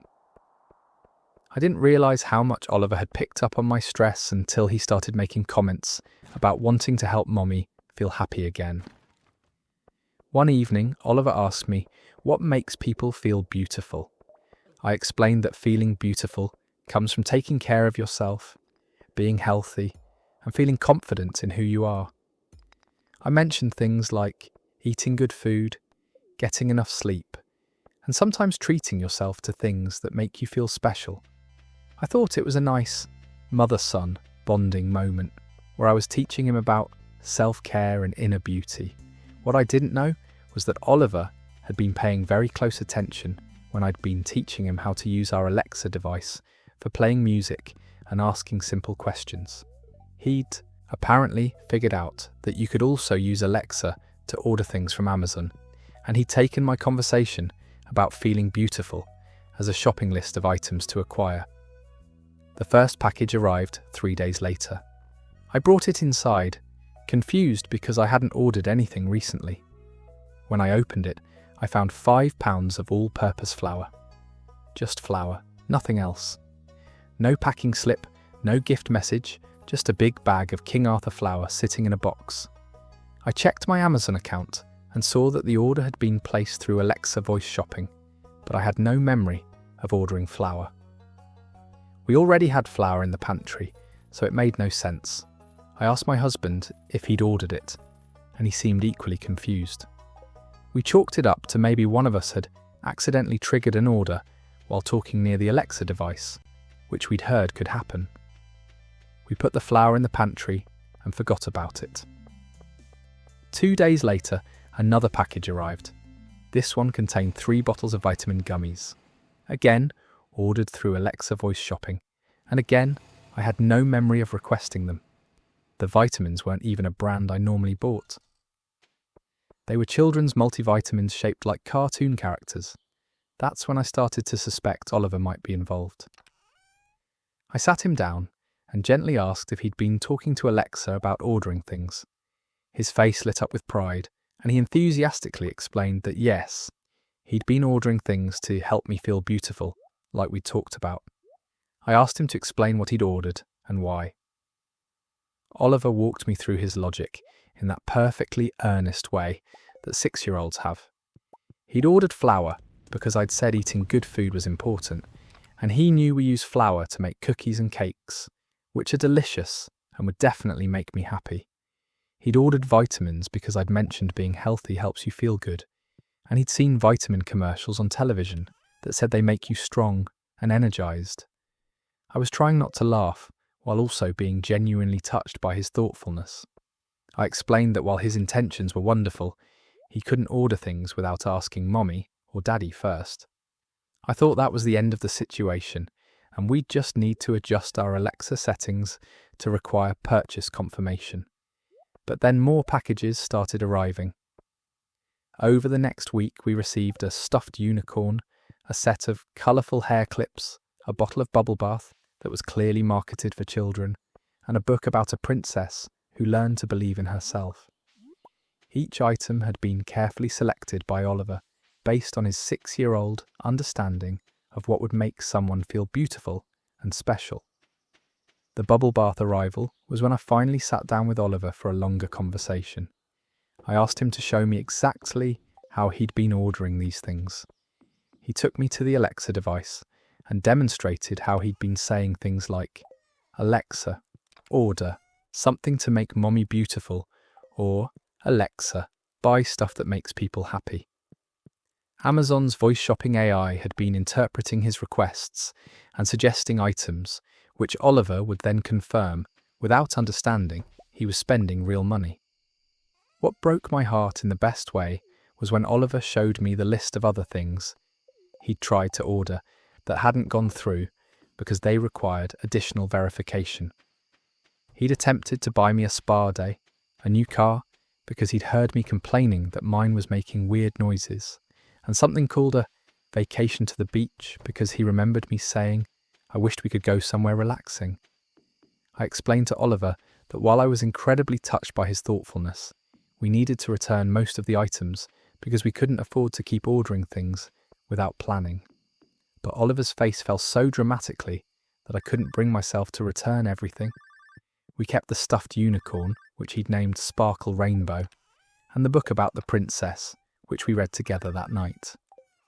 What happened next was completely unexpected and turned the whole situation into something even more special. I posted about Oliver's sweet but misguided shopping spree in a parenting group on social media, mainly because I thought other parents would relate to kids accidentally ordering things online. The post went somewhat viral, with thousands of people commenting about how touching it was that a 6-year-old was trying so hard to help his mum feel better. Several people suggested I should actually use the items Oliver had ordered as he'd intended, even if they weren't typical self-care products. So that weekend, Oliver and I had a special mother-son spa day using the children's bubble bath he'd ordered. We made cookies using the flour, which Oliver insisted would make me feel beautiful because baking together was quality time. I wore the colourful hair clips, which were absolutely ridiculous on a 34-year-old woman, but made Oliver beam with pride. The vitamins became part of our morning routine, with Oliver taking his and me taking mine, and he'd remind me every day that we were being healthy together. The unicorn sits on my dresser now, and every time I see it, I'm reminded of Oliver's pure-hearted desire to help me feel better. We read the princess book so many times that Oliver has it memorized and sometimes recites it when he thinks I'm having a bad day. But the real magic happened when I started actually feeling better, not because of the flour or vitamins or bubble bath specifically, but because Oliver's gesture had reminded me to pay attention to the simple things that bring joy. His 6-year-old perspective on beauty and happiness, focusing on spending time together, doing things that make you smile, and believing in yourself was actually more insightful than any expensive self-care product could have been. My work stress didn't disappear, but I started handling it better. I made more time for activities with Oliver, started getting better sleep, and generally prioritized the things that actually matter over the things that were dragging me down. Oliver's accidental shopping spree had been a wake-up call, delivered through the most innocent and loving gesture imaginable. We still laugh about the great flower incident in our house. I've since set up proper parental controls on all our voice shopping devices, but I also made sure to have long conversations with Oliver about his feelings and how he shows love and care for people. His instinct to try to solve problems and help people feel better is something I want to encourage, even if we need to work on the execution. The story has a funny epilogue too. Oliver's grandmother heard about what happened and was so touched that she sent Oliver a small amount of money to pick out one more gift for me, this time with adult supervision. He chose a mug that says, "World's Best Mom," with a picture of a superhero on it. It's objectively the ugliest mug I own, but I use it every single morning for my coffee, and it genuinely makes me smile every time.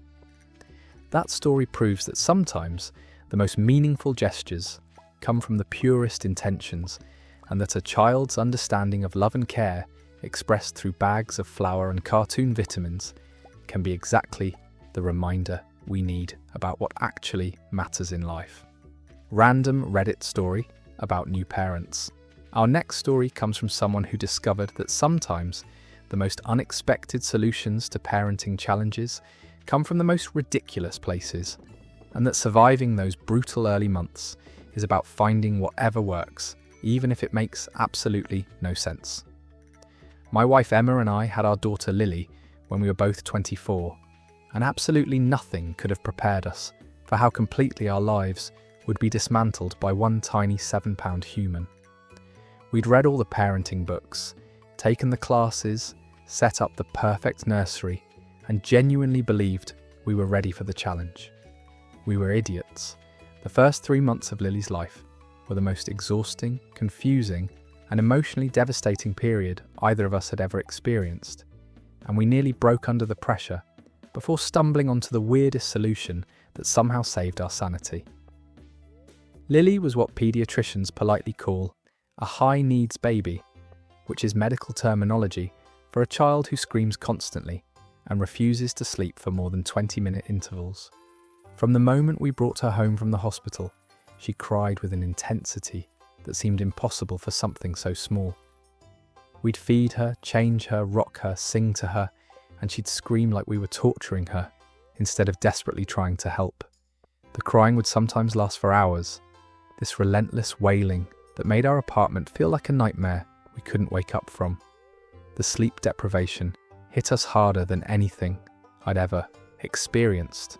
People warn you that newborns don't sleep through the night, but nobody adequately explains what it feels like to function on 20-minute chunks of unconsciousness scattered across days that blur into each other without distinction.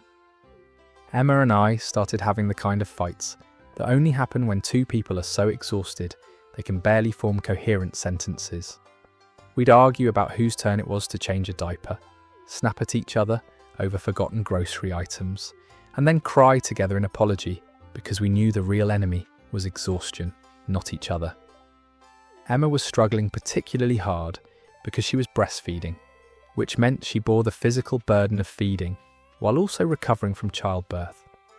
I watched my wife transform from the energetic, optimistic person I'd married into someone who looked hollowed out and defeated, operating on survival mode, while her body and mind screamed for rest that never came. I felt helpless because I couldn't breastfeed, couldn't take that burden from her, and my attempts to help in other ways never seemed adequate to the massive need. We tried everything recommended for getting babies to sleep.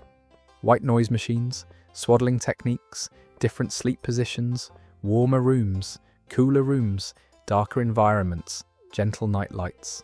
We attempted every settling method from multiple parenting philosophies, some gentle and attachment-focused, others more structured and scheduled. Nothing worked for more than a night or two before Lily would resume her pattern of brief sleep, followed by hours of inconsolable crying. Our families tried to help, but their advice mostly made things worse. Emma's mother kept suggesting we weren't feeding Lily enough, implying that Emma's breastfeeding wasn't adequate, which destroyed what little confidence Emma had left. My father suggested we just let Lily cry it out, advice that felt cruel for such a young infant, and that Emma refused to consider. Well-meaning friends would visit, hold Lily for 20 minutes while she slept peacefully, and make comments about how she seemed fine to them, completely missing that babies always behave differently for visitors than for their exhausted parents. The breaking point came around week 10, when Emma had a complete emotional collapse. She'd been awake for nearly 36 hours straight because Lily had been particularly difficult, and I'd been at work trying to keep my job while functioning on minimal sleep.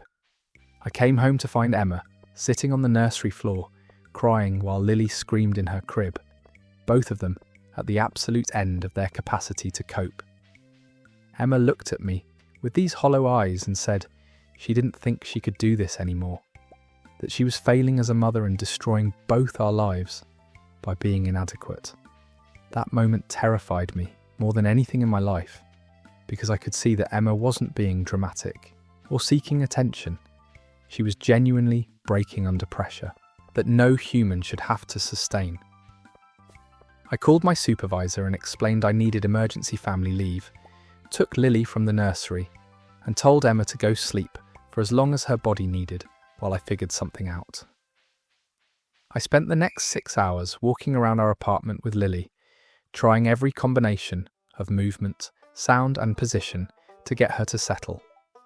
Around hour 4, completely exhausted and desperate, I turned on the television just to have background noise that wasn't crying. A streaming service had started playing an old sitcom from the 90s, that show about the group of friends living in New York, and the theme song started playing with its distinctive clapping rhythm and upbeat melody. Lily stopped crying, just completely stopped mid-scream, and turned her head toward the television like she'd heard something fascinating. I stood frozen, afraid to move and break whatever spell had just been cast. The theme song ended and the episode began, and Lily immediately started fussing again.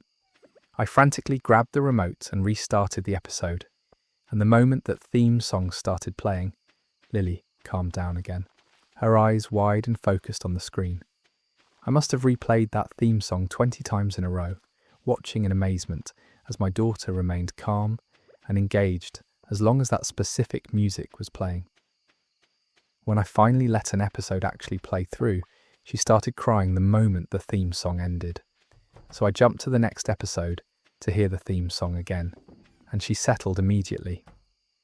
I'd accidentally discovered that my infant daughter was obsessed with one specific television theme song in a way that overrode her apparent need to scream constantly.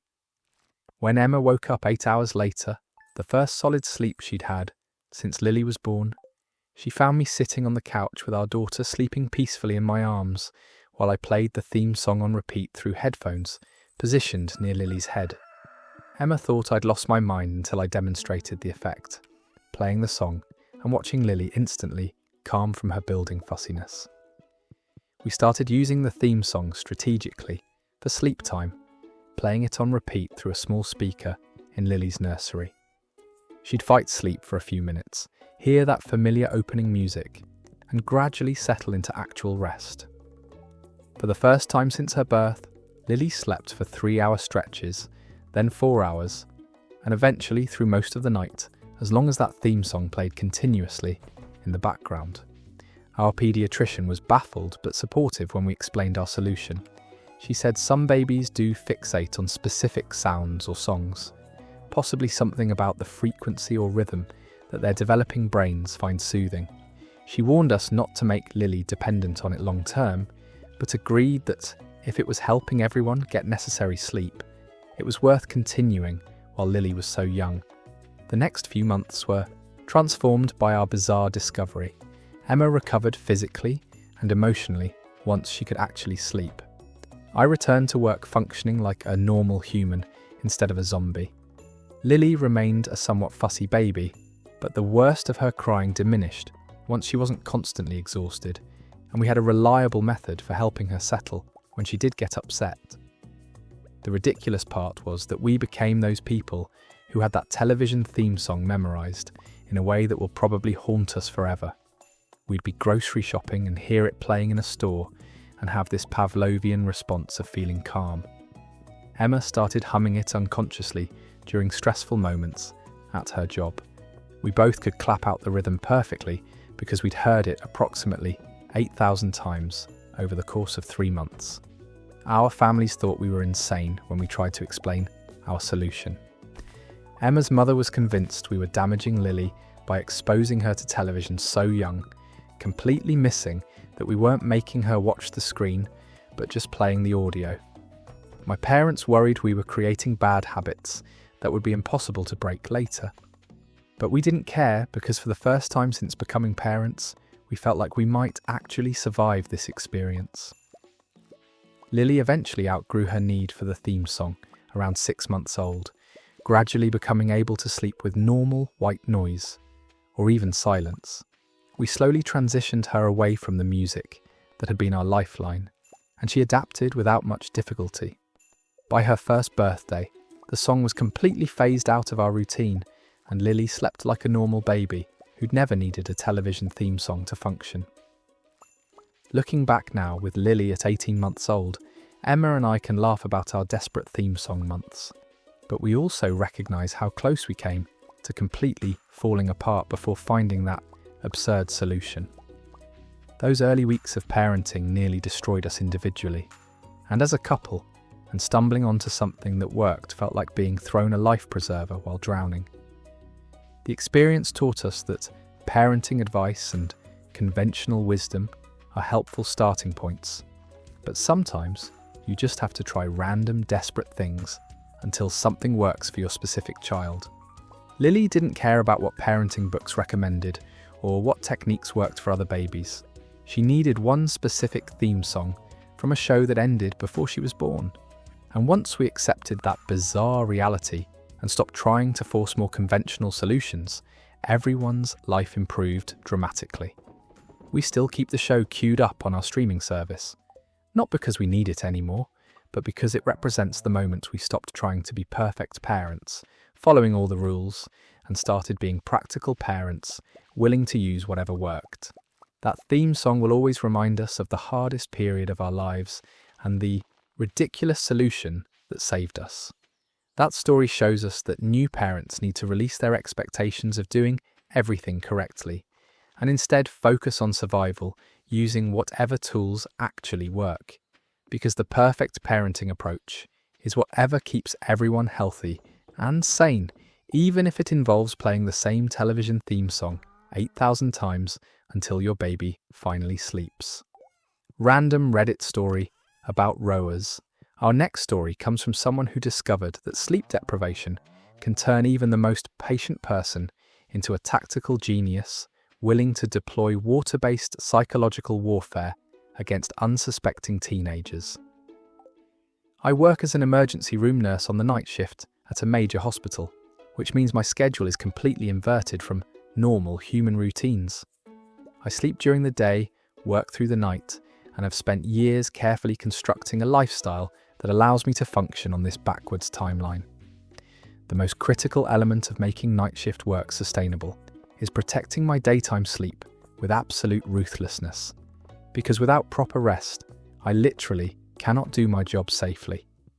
Sleep deprivation in emergency medicine doesn't just make you tired, it makes you dangerous to the patients, depending on you to make life or death decisions. My apartment is located on a quiet residential street about 2 blocks from a private high school that has an apparently prestigious rowing team. I'd lived there for 3 years without any issues until the school decided to move their rowing practice start time from 7 in the morning to 5:45, presumably to avoid competing with other teams for space on the river. This schedule change happened in September, right at the start of the school year, and it completely destroyed my ability to sleep after my night shifts ended. The rowing team consisted of about 15 teenage boys between the ages of 14 and 18, and they would congregate directly outside my bedroom window every single morning at exactly 5:30. My apartment was on the ground floor, and my bedroom window faced the sidewalk where these kids would gather before walking together to the boathouse, a few blocks away.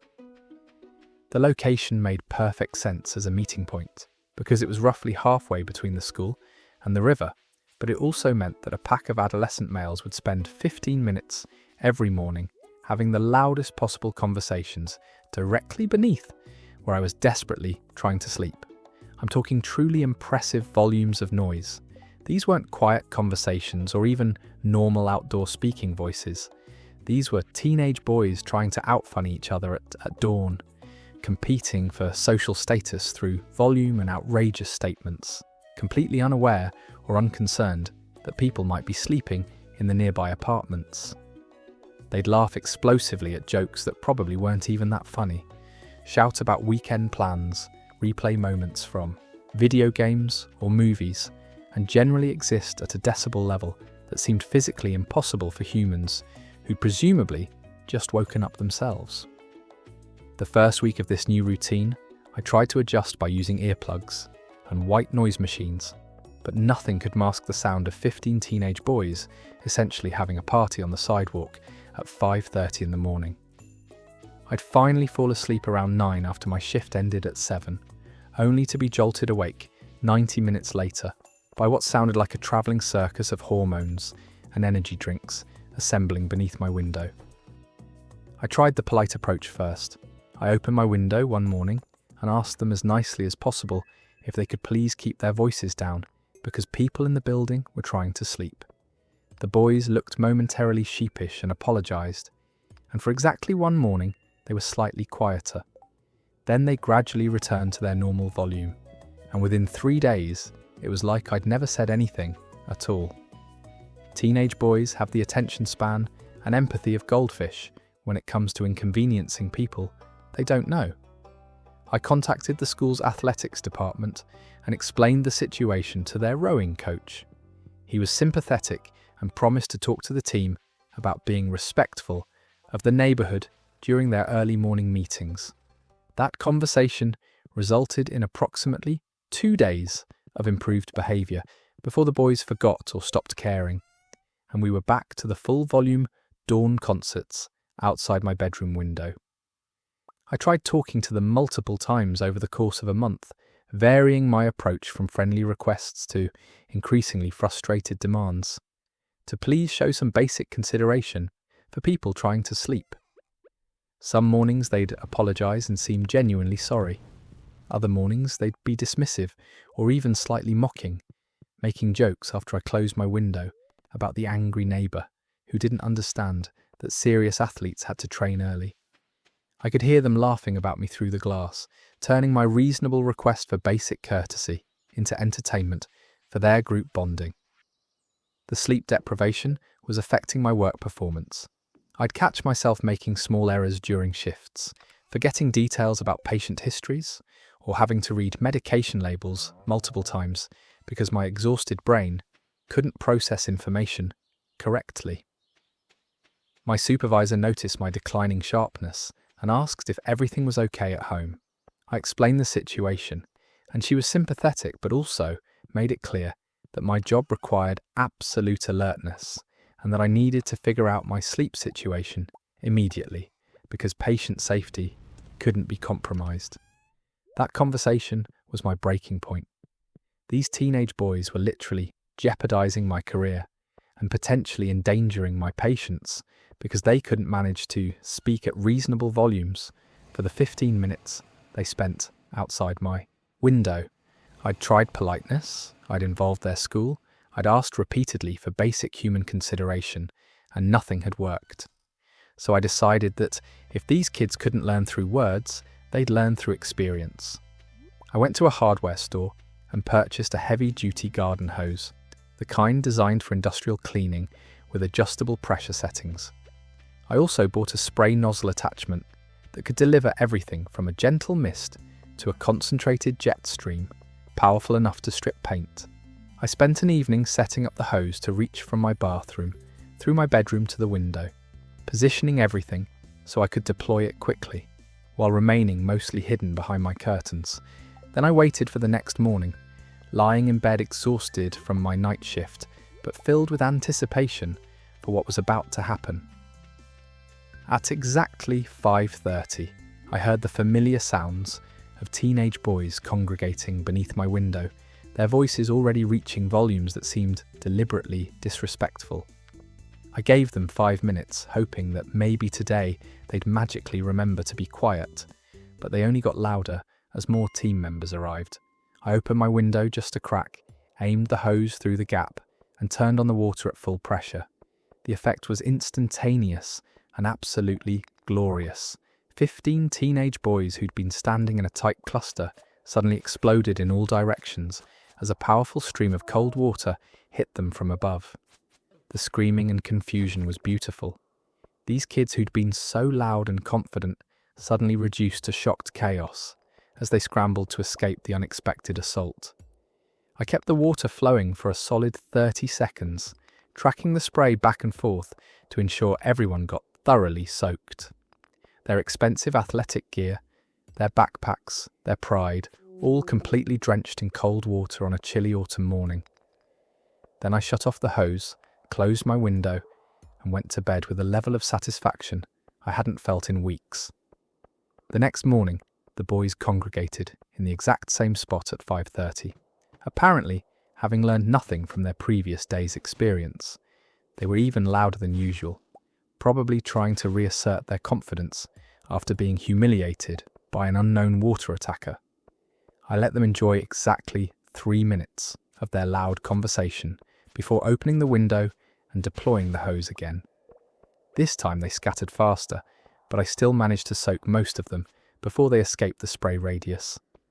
By the third morning, something had changed. The boys still met at 5:30, but they gathered about 50 feet down the sidewalk from my window, well outside the range of my hose. More importantly, they kept their voices at reasonable conversational levels, constantly glancing nervously toward my window, as if expecting another attack. They'd finally learned that their behaviour had consequences, and that someone was willing to enforce basic courtesy, even if their school and coach wouldn't. The hose attacks became legendary among the rowing team, according to my neighbour, who had a son on the squad. The boys called me the Water Phantom and created elaborate theories about who I was and why I'd targeted them. Some thought I was a retired military sniper with a vendetta against teenagers. Others believed I was a crazy person who hated all young people. None of them apparently considered that I might just be someone who worked nights and needed to sleep, which spoke volumes about teenage capacity for self-reflection.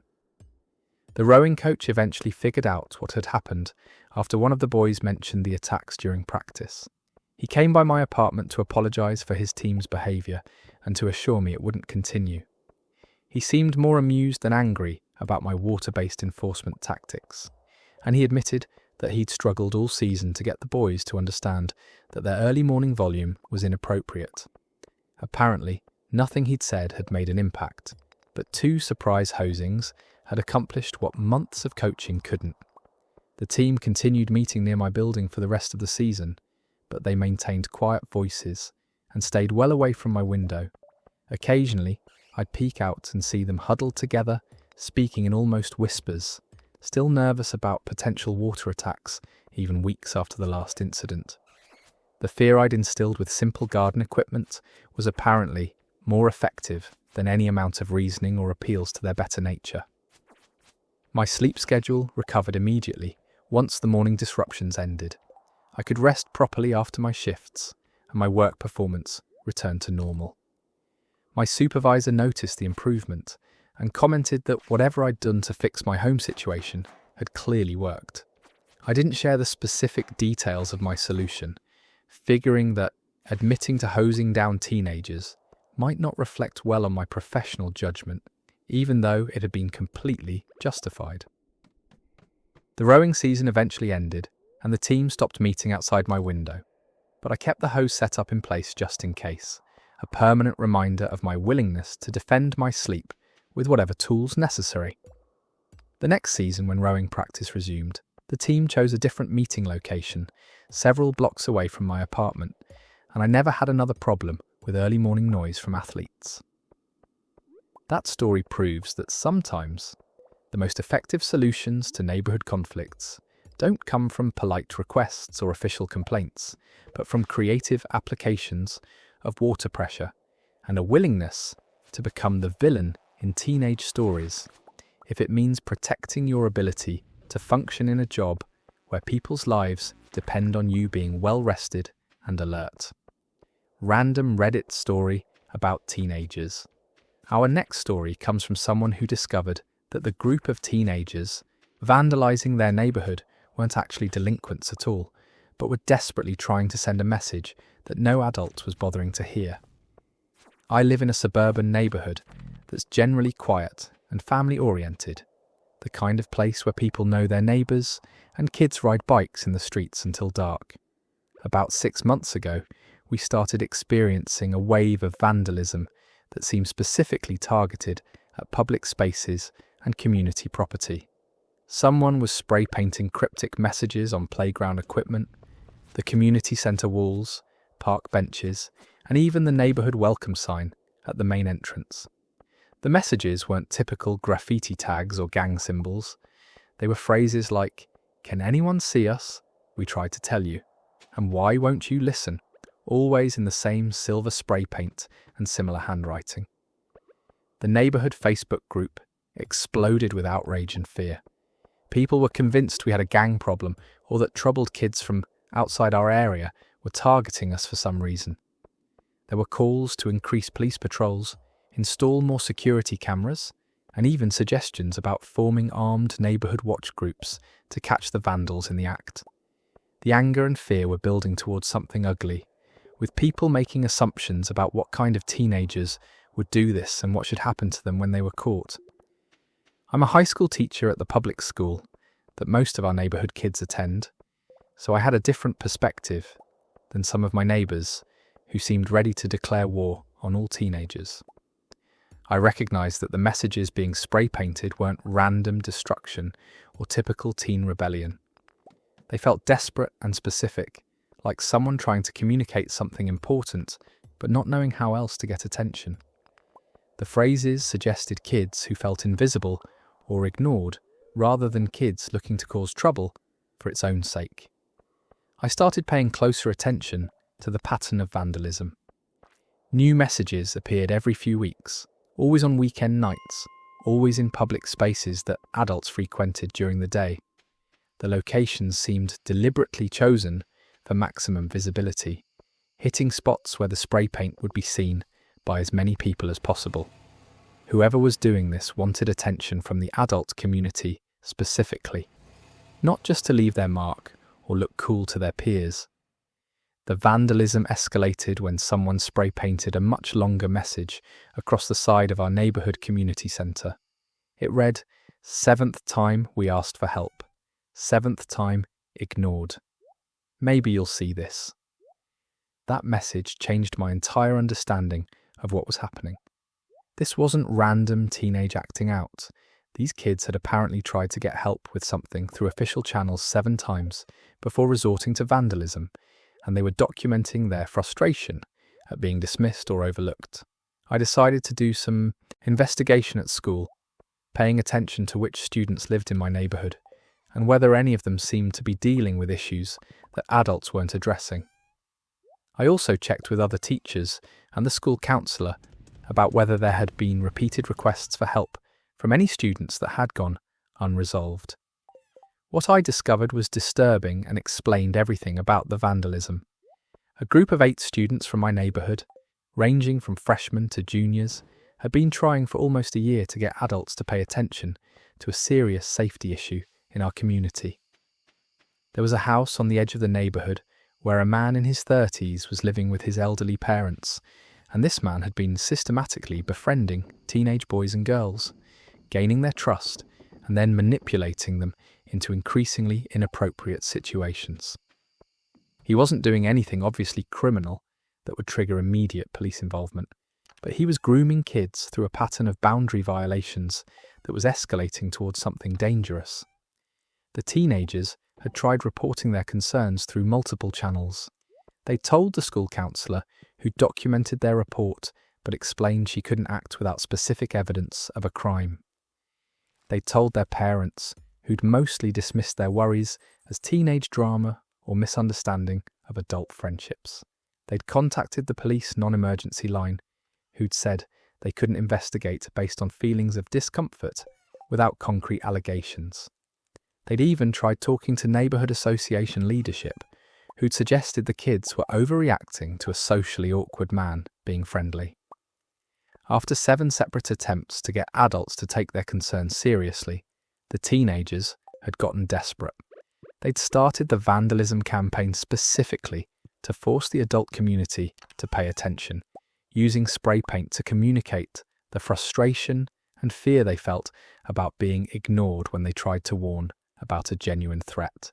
The cryptic messages were their way of saying that kids in the neighbourhood were in danger, and nobody with power to help was listening. I brought this information to our school principal and provided names of the students involved so we could have proper conversations with them and their families.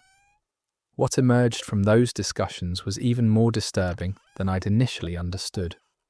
The man they'd been worried about had been using tactics specifically designed to isolate kids from protective adults. He'd befriend teenagers who were struggling socially or dealing with family problems, offer them a place to hang out where they felt accepted, and gradually introduce them to alcohol, marijuana, and situations that made them uncomfortable, but that they felt they couldn't leave without losing their only social support. Several of the teenagers admitted they'd been to this man's house multiple times despite feeling increasingly uneasy about his behaviour. He'd never done anything they could point to as definitively illegal, but the pattern was classic grooming. He'd test boundaries gradually, make comments that were just ambiguous enough to dismiss as jokes if questioned, and create situations where teenagers felt obligated to him because of favours or gifts he'd provided. The kids knew something was wrong, but couldn't articulate it in ways that made adults take them seriously. Once the school administration understood the situation, everything moved quickly. The principal contacted police with the information from multiple students describing a pattern of concerning behaviour. A detective who specialised in crimes against minors got involved and began investigating the man's background. It turned out he had a history of boundary violations with minors in a previous state. Nothing that had resulted in convictions, but enough documented concern that he'd quietly been asked to leave his previous community. The detective conducted interviews with the teenagers who'd been to the man's house, and their combined testimonies revealed enough problematic behaviour to justify a search warrant. That search uncovered evidence of providing alcohol to minors, possession of marijuana in quantities suggesting intent to distribute, and most damning, a collection of photographs and videos of teenage visitors to his house in various states of intoxication. While the investigation was still building toward more serious charges, there was enough evidence to arrest him immediately on the lesser offences. The neighbourhood reaction when this information became public was shock and shame. The same people who'd been demanding harsh punishment for teenage vandals suddenly realised those teenagers had been trying to protect the community from a predator while adults had been too busy being annoyed by spray paint to listen to what the kids were actually saying.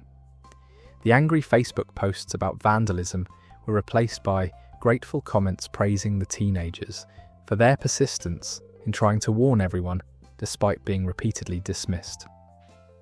The neighbourhood association held a community meeting where the 8 teenagers who'd led the vandalism campaign were invited to speak. They explained their frustration at being treated like their concerns didn't matter simply because they were young. They described the helplessness of knowing something dangerous was happening, but being unable to make adults take them seriously through normal channels. They admitted the vandalism was wrong, but said they'd felt they had no other options after exhausting every proper avenue for reporting their concerns. The community response was remarkable. Instead of punishment, the teenagers received apologies from parents, school administrators, and neighbourhood leaders who acknowledged they'd failed to listen when kids had tried to communicate something important, the neighbourhood association created a new youth advisory committee that gave teenagers direct input into community decisions and safety concerns. Several parents admitted they needed to take their children's instincts and worries more seriously, rather than automatically dismissing them as teen drama. The man at the centre of the investigation eventually pleaded guilty to multiple charges and was sentenced to prison time plus registration as a sex offender. The detective told us that the teenagers' persistence in trying to report their concerns had likely prevented more serious abuse that would have occurred if the man had been allowed to continue his grooming activities unchecked. By refusing to be silent, even when adults wouldn't listen, these kids had protected themselves and potentially other teenagers who might have become victims. The spray-painted messages were cleaned up, but the neighbourhood commissioned a local artist to create a mural in the same locations acknowledging what had happened. The mural featured messages about the importance of listening to young people and trusting their instincts about unsafe situations. It served as a permanent reminder that teenagers aren't always the problem, and that sometimes their seemingly rebellious behaviour is actually an attempt to solve problems that adults are ignoring. The 8 students who'd done the vandalism had to perform community service as a consequence for property damage, but it was structured as restorative justice rather than punishment. They worked with younger kids to teach them about safety, personal boundaries, and how to report concerns to trusted adults. They helped develop educational materials about recognising grooming behaviour and standing up for friends who might be in dangerous situations. Looking back, I'm ashamed that it took silver spray paint and property damage to make adults in our neighbourhood actually listen to what teenagers had been trying to tell us for almost a year. We'd been so focused on maintaining our perfect suburban image and so dismissive of teenage concerns that we'd nearly allowed a predator to continue operating in our midst. The real vandalism wasn't the spray paint on our community centre walls. It was our collective failure to protect the most vulnerable members of our neighbourhood when they'd asked us repeatedly for help. That story teaches us that when teenagers act out in ways that seem destructive or nonsensical, adults should pause before jumping to punishment and ask what these young people might be trying to communicate through their actions, because sometimes vandalism isn't rebellion, but desperation. And sometimes the kids we dismiss as troublemakers are actually the ones brave enough to keep fighting for safety when every adult around them has failed to listen. Our next story comes from someone who discovered that their seemingly perfect family holiday tradition was actually built on a decades-old lie, and the truth came out in the most spectacular way possible. During Thanksgiving dinner, every year since I was born, my family has gathered at my grandmother's house for Thanksgiving. I'm talking about the full extended family experience. Aunts, uncles, cousins, second cousins, that one random family friend who's been coming for so long, they might as well be blood related. My grandmother Patricia, who everyone calls Patty, has hosted this event for 42 years without missing a single one. It's her pride and joy, this massive production, where she cooks for days in advance, and everything has to be exactly perfect according to traditions that have been established over decades. The centrepiece of every Thanksgiving has always been Grandma Patty's famous sweet potato casserole.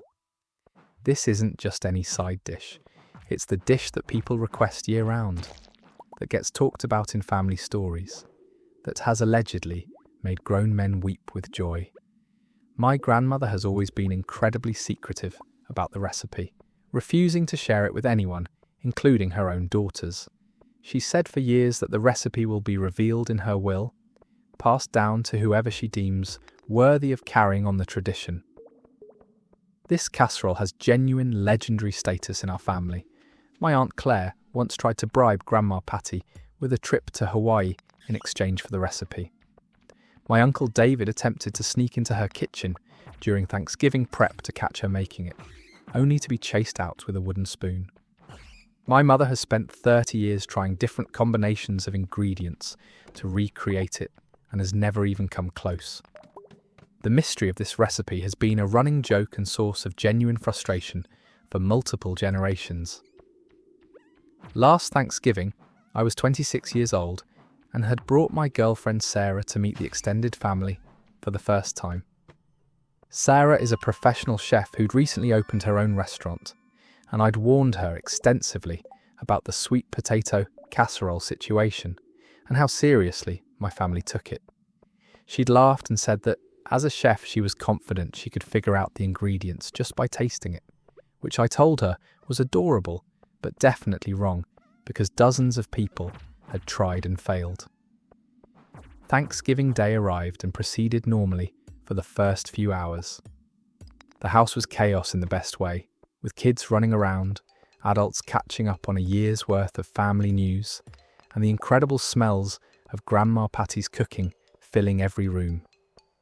She was in the kitchen as always, commanding her domain and refusing all offers of help as she prepared the feast according to her exact specifications. When dinner was finally served, the sweet potato casserole was placed at the centre of the table in its traditional position of honour. It looked perfect as always, that beautiful golden brown marshmallow topping with the mysterious orange, filling underneath that somehow tasted like heaven had been turned into a side dish.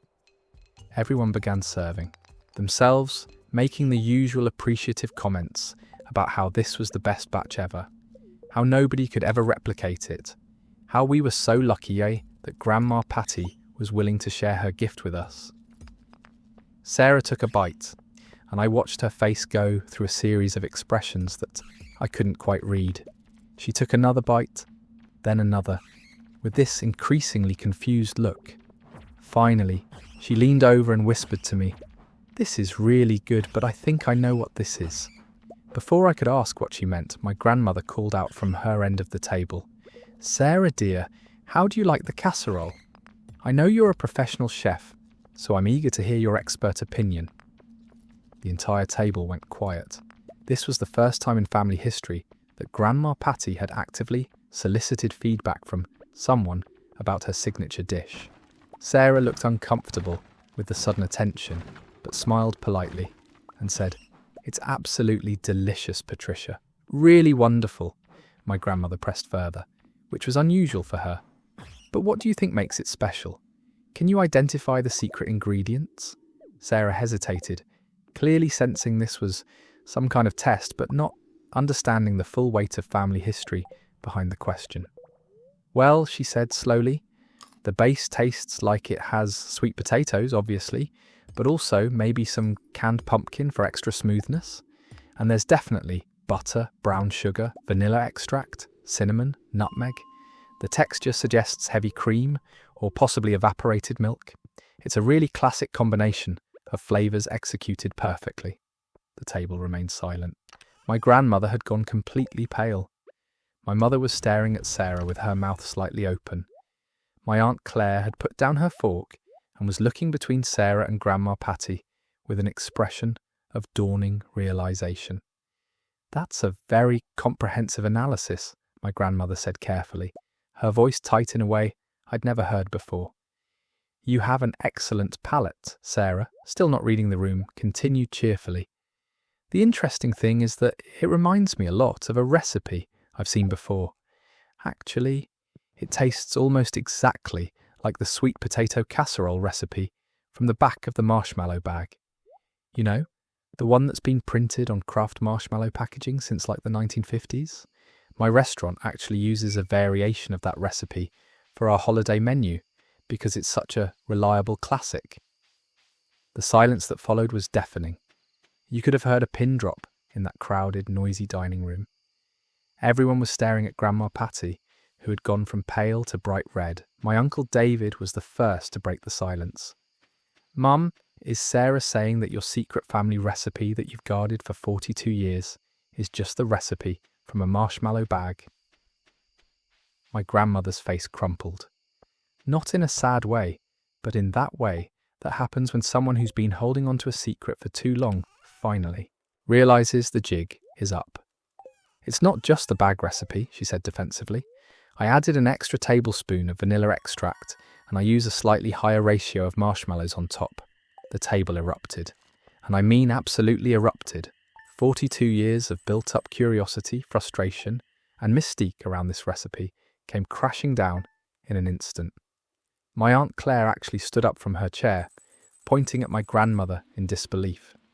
"You've been acting like you're protecting the Colonel's secret recipe, and it's been on the back of a marshmallow bag this entire time?" My mother looked betrayed in a way I'd never seen.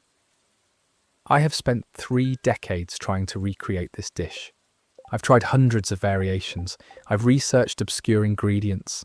I've experimented with cooking temperatures and techniques. And it was in my pantry the whole time. My Uncle David started laughing. That kind of uncontrollable laughter that happens when something is so absurd you can't process it any other way. Dad paid for you to take that weekend cooking class in Charleston because you said you needed to perfect your technique for this dish. My grandmother was getting defensive now, her voice rising. "It's not about the recipe. It's about the love and care I put into making it. It's about the tradition and the family gathering around my table every year. The recipe is just ingredients. What matters is that I made it special." "By lying to us for 4 decades, my Aunt Claire was almost shouting now.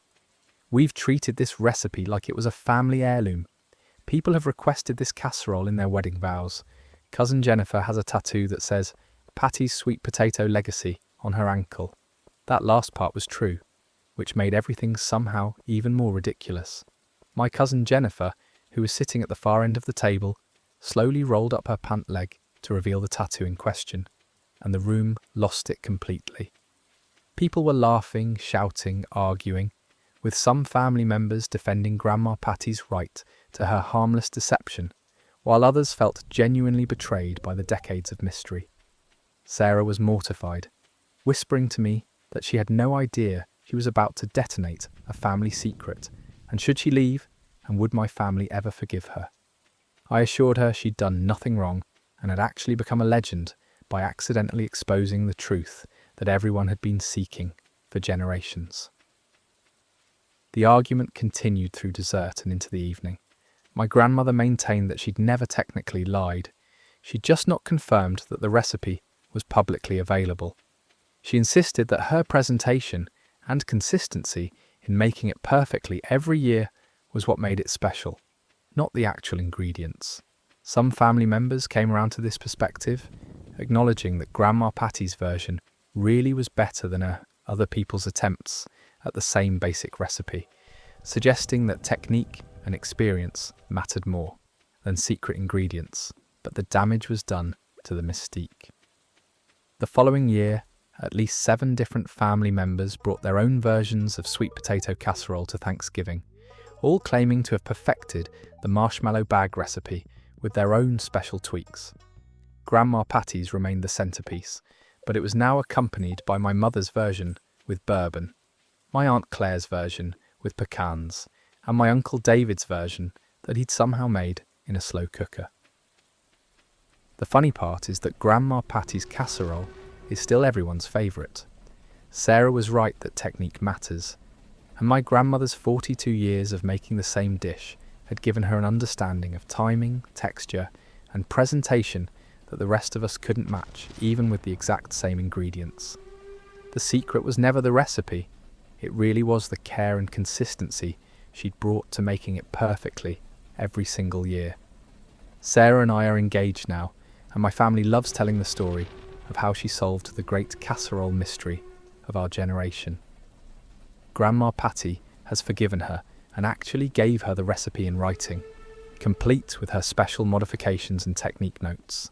Sarah plans to serve it at our wedding reception as a tribute to the woman who taught her that sometimes family traditions are built more on love and persistence than on secret ingredients.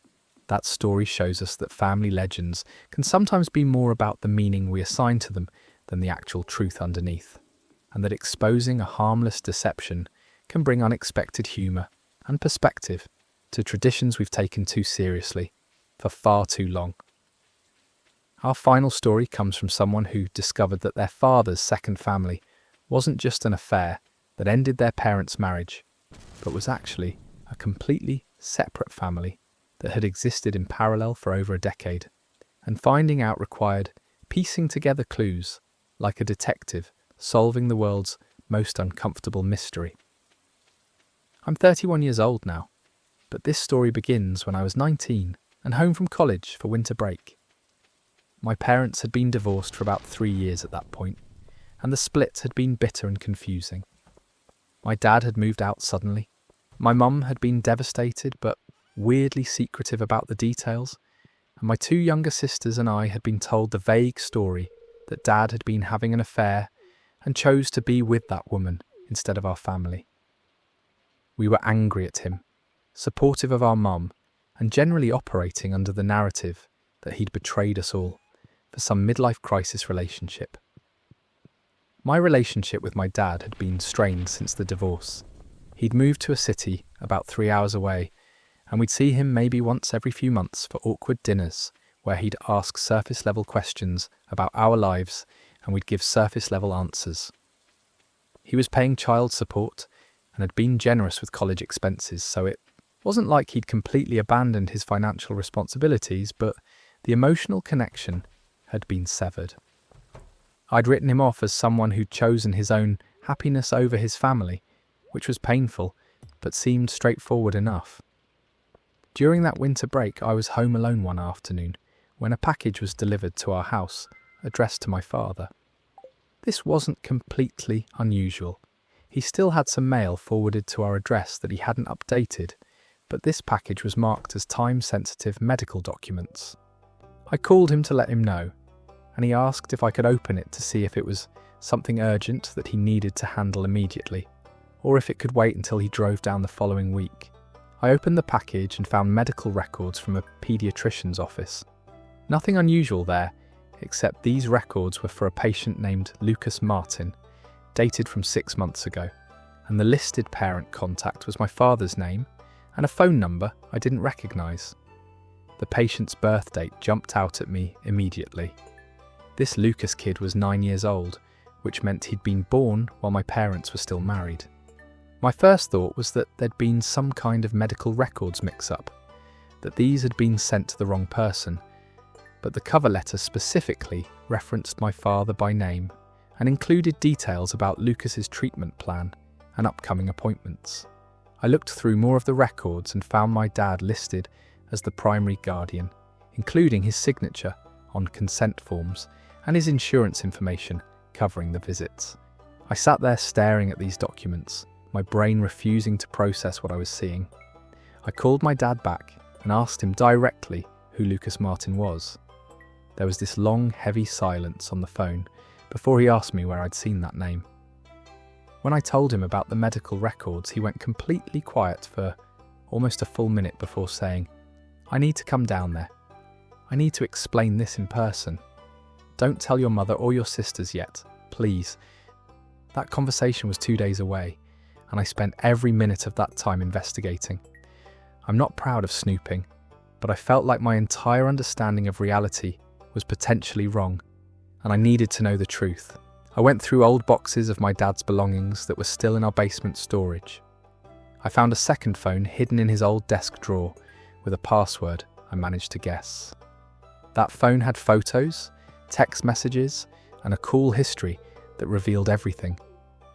My father had another family, not just an affair or a second relationship that started after my parents separated, but an entire parallel life with a woman named Jennifer and 2 children, Lucas, who was 9, and a daughter named Emma, who was 7.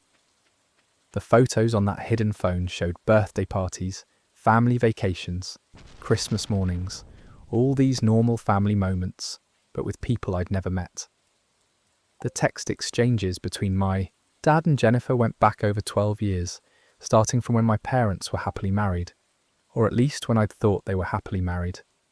When my dad arrived for our conversation, I'd already pieced together most of the story, but hearing him confirm it out loud was still devastating. He sat at our kitchen table, the same table where we'd eaten thousands of family dinners, and explained that he'd met Jennifer at a work conference 13 years ago. What started as an affair had resulted in a pregnancy, and rather than ending the relationship or leaving our family, he'd decided to maintain both. For over a decade, my father had been living a double life with military precision. He'd told our family he travelled frequently for work, which was true, but those trips often included time with Jennifer and his other children. He'd told Jennifer that he was divorced but had to maintain a relationship with his ex-wife for the sake of his kids, which was why he couldn't fully commit to living with her. He'd managed finances carefully, keeping separate bank accounts and credit cards. He'd maintained 2 completely different lives in 2 different cities, never letting them overlap.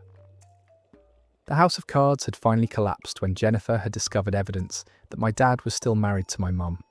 She'd given him an ultimatum: leave his first family and commit fully to her and their children, or she'd tell my mother everything. He'd chosen to leave us, and the bitter divorce had been my mother's reaction to discovering her husband had been living a lie for over a decade and had 2 children she'd never known existed. My mum had known the truth about the other family all along, which explained why she'd been so devastated, but also so secretive about the details of the divorce. She'd been trying to protect my sisters and me from the full ugly truth, hoping we could maintain some relationship with our father without the added trauma of knowing he'd essentially divided his love and attention between 2 separate families for our entire childhoods.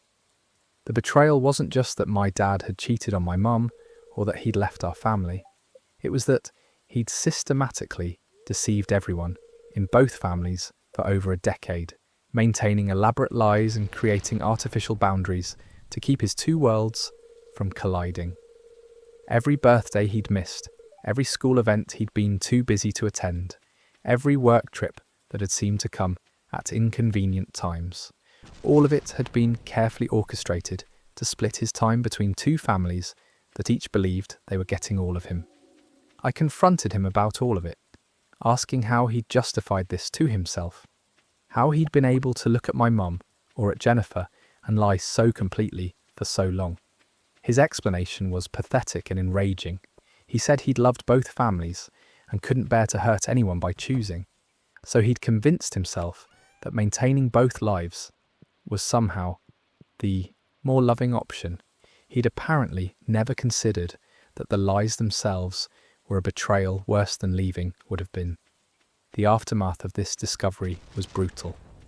I told my sisters, who deserved to know the truth, even though it shattered their remaining image of our father. We told my mum that we knew everything, which was both relieving for her. She no longer had to carry the secret alone, and painful because she'd hoped we'd never have to know the full extent of the deception.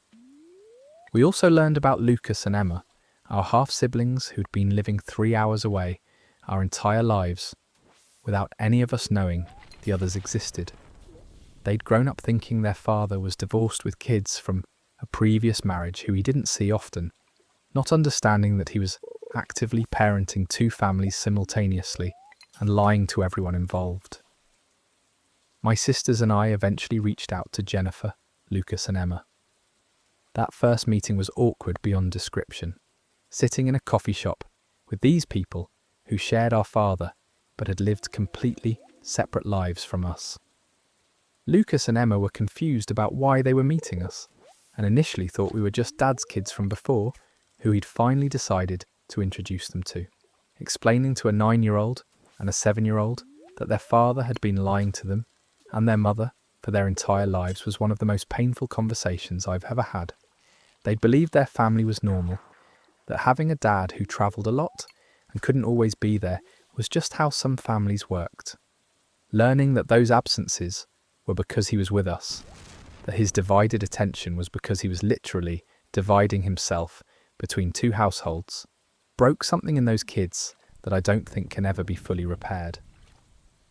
The strangest part of this whole mess is that my siblings and I have actually developed a relationship with Lucas and Emma.